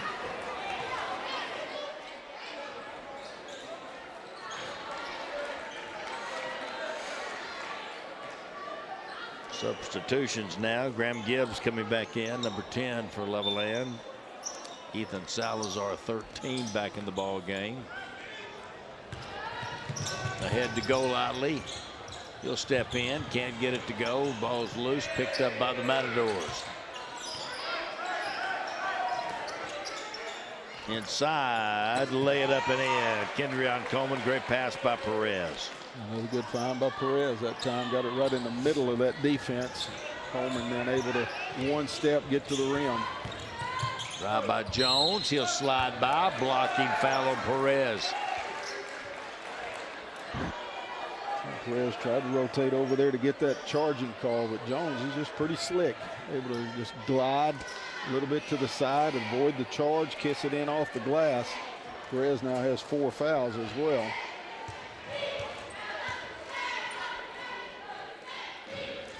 Eric Jones made the free throw. He's got 14 points in the game. Ball knocked away from Perez. He'll get up and take it away from the freshman. It'll be Estacado's ball on the tie. Well, Perez looks like he can play some football too. He doesn't, but he looks like he could. He's a senior. Pass underneath off the hands of Coleman. He saw the lane. Coleman did have a path to the basket, but he wasn't cutting. Perez thought he was.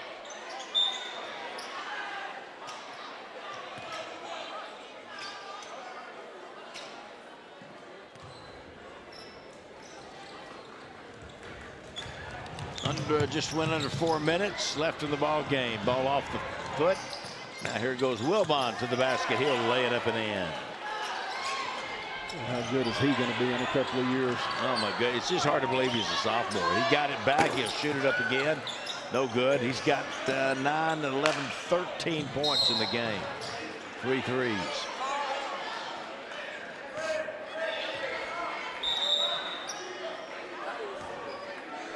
Timeout on the floor. 74-49. Estacado Matadors leading Levelland here on Fox 34 News Now.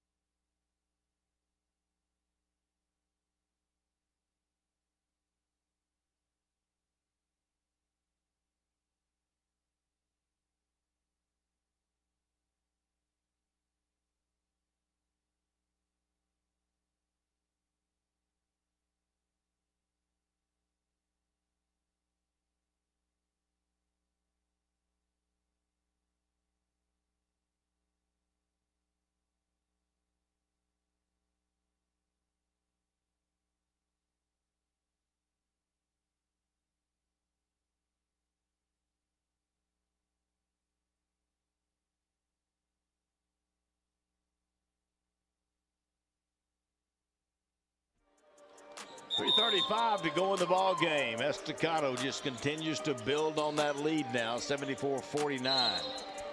This was a game that was 24-19 at the end of the first quarter. Estacado 37-29 at halftime. Here's a three from the corner. That's Shakur Wilbon.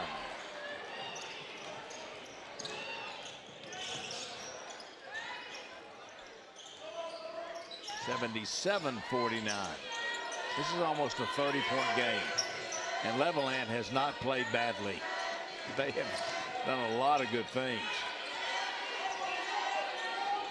It's hard about playing Estacado. You look up there in the first quarter, they hang up 24. Third quarter, 23. Fourth quarter, they got themselves working on another 20-point quarter.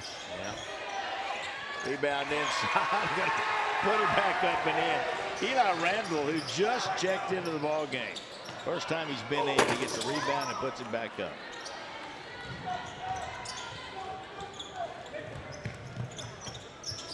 Jones going to pull up and shoot three off the back of the rim. No good. Saved in bounds. Good hustle out there by Nehemiah Sanchez. Now Estacado has to save it to themselves. 2:20.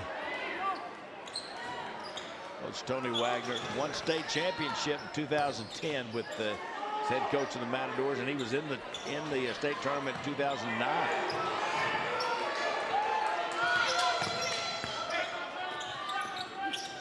And underneath, and good strong move that time by Kendrion Coleman.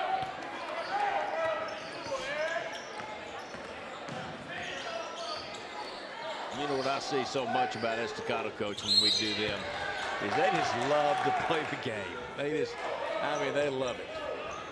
That comes with the fact that they're so deep, 10 guys, and you know every day in practice they come out there and compete against each other. And it's, you know, practice probably hard, but fun because they get after each other and the competition is there.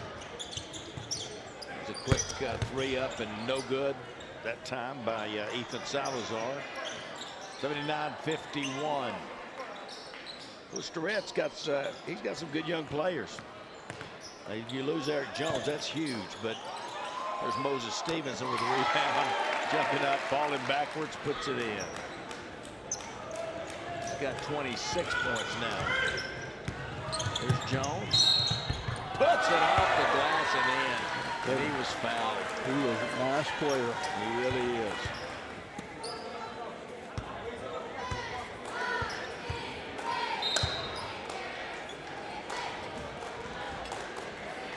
Foul was on Andre Langston, the second. Eric Jones, 16 points in the game now for the Lobos. New Jersey saved the land because you couldn't read it for Levelland. 81-54. Estacado's going to back it out.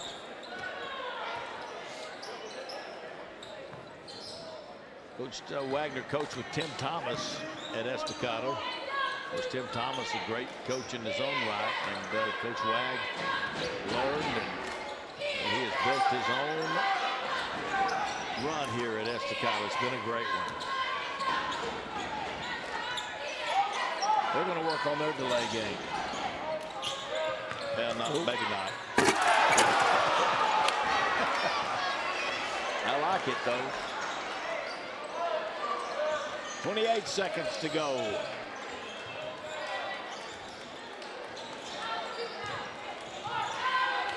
Jones again. Two more.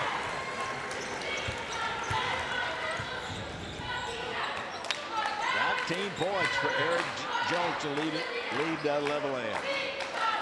And the clock is going to count down now. They're going to let it run out in the game for the first time. Gavin French, probably some other couple of other guys in there.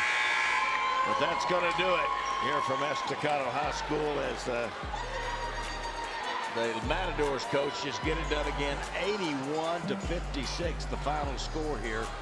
And is that just kind of what I expected, but I just thought Levelland, they did a lot of good things too. They really did. They competed hard, and overall, there was too much depth for Estacado. I mean, you know, just 10 guys can come in there, and somebody's going to be hot.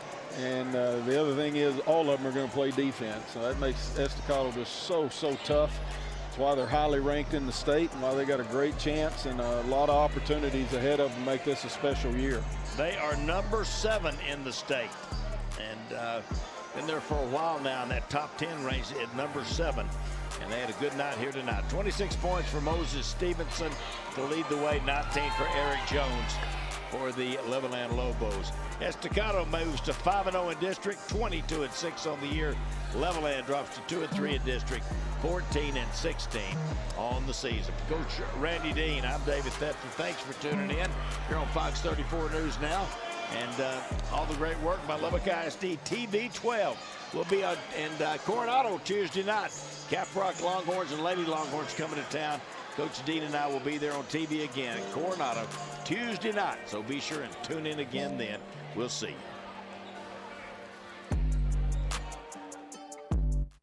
This has been a production of the students and staff at Lubbock ISD TV.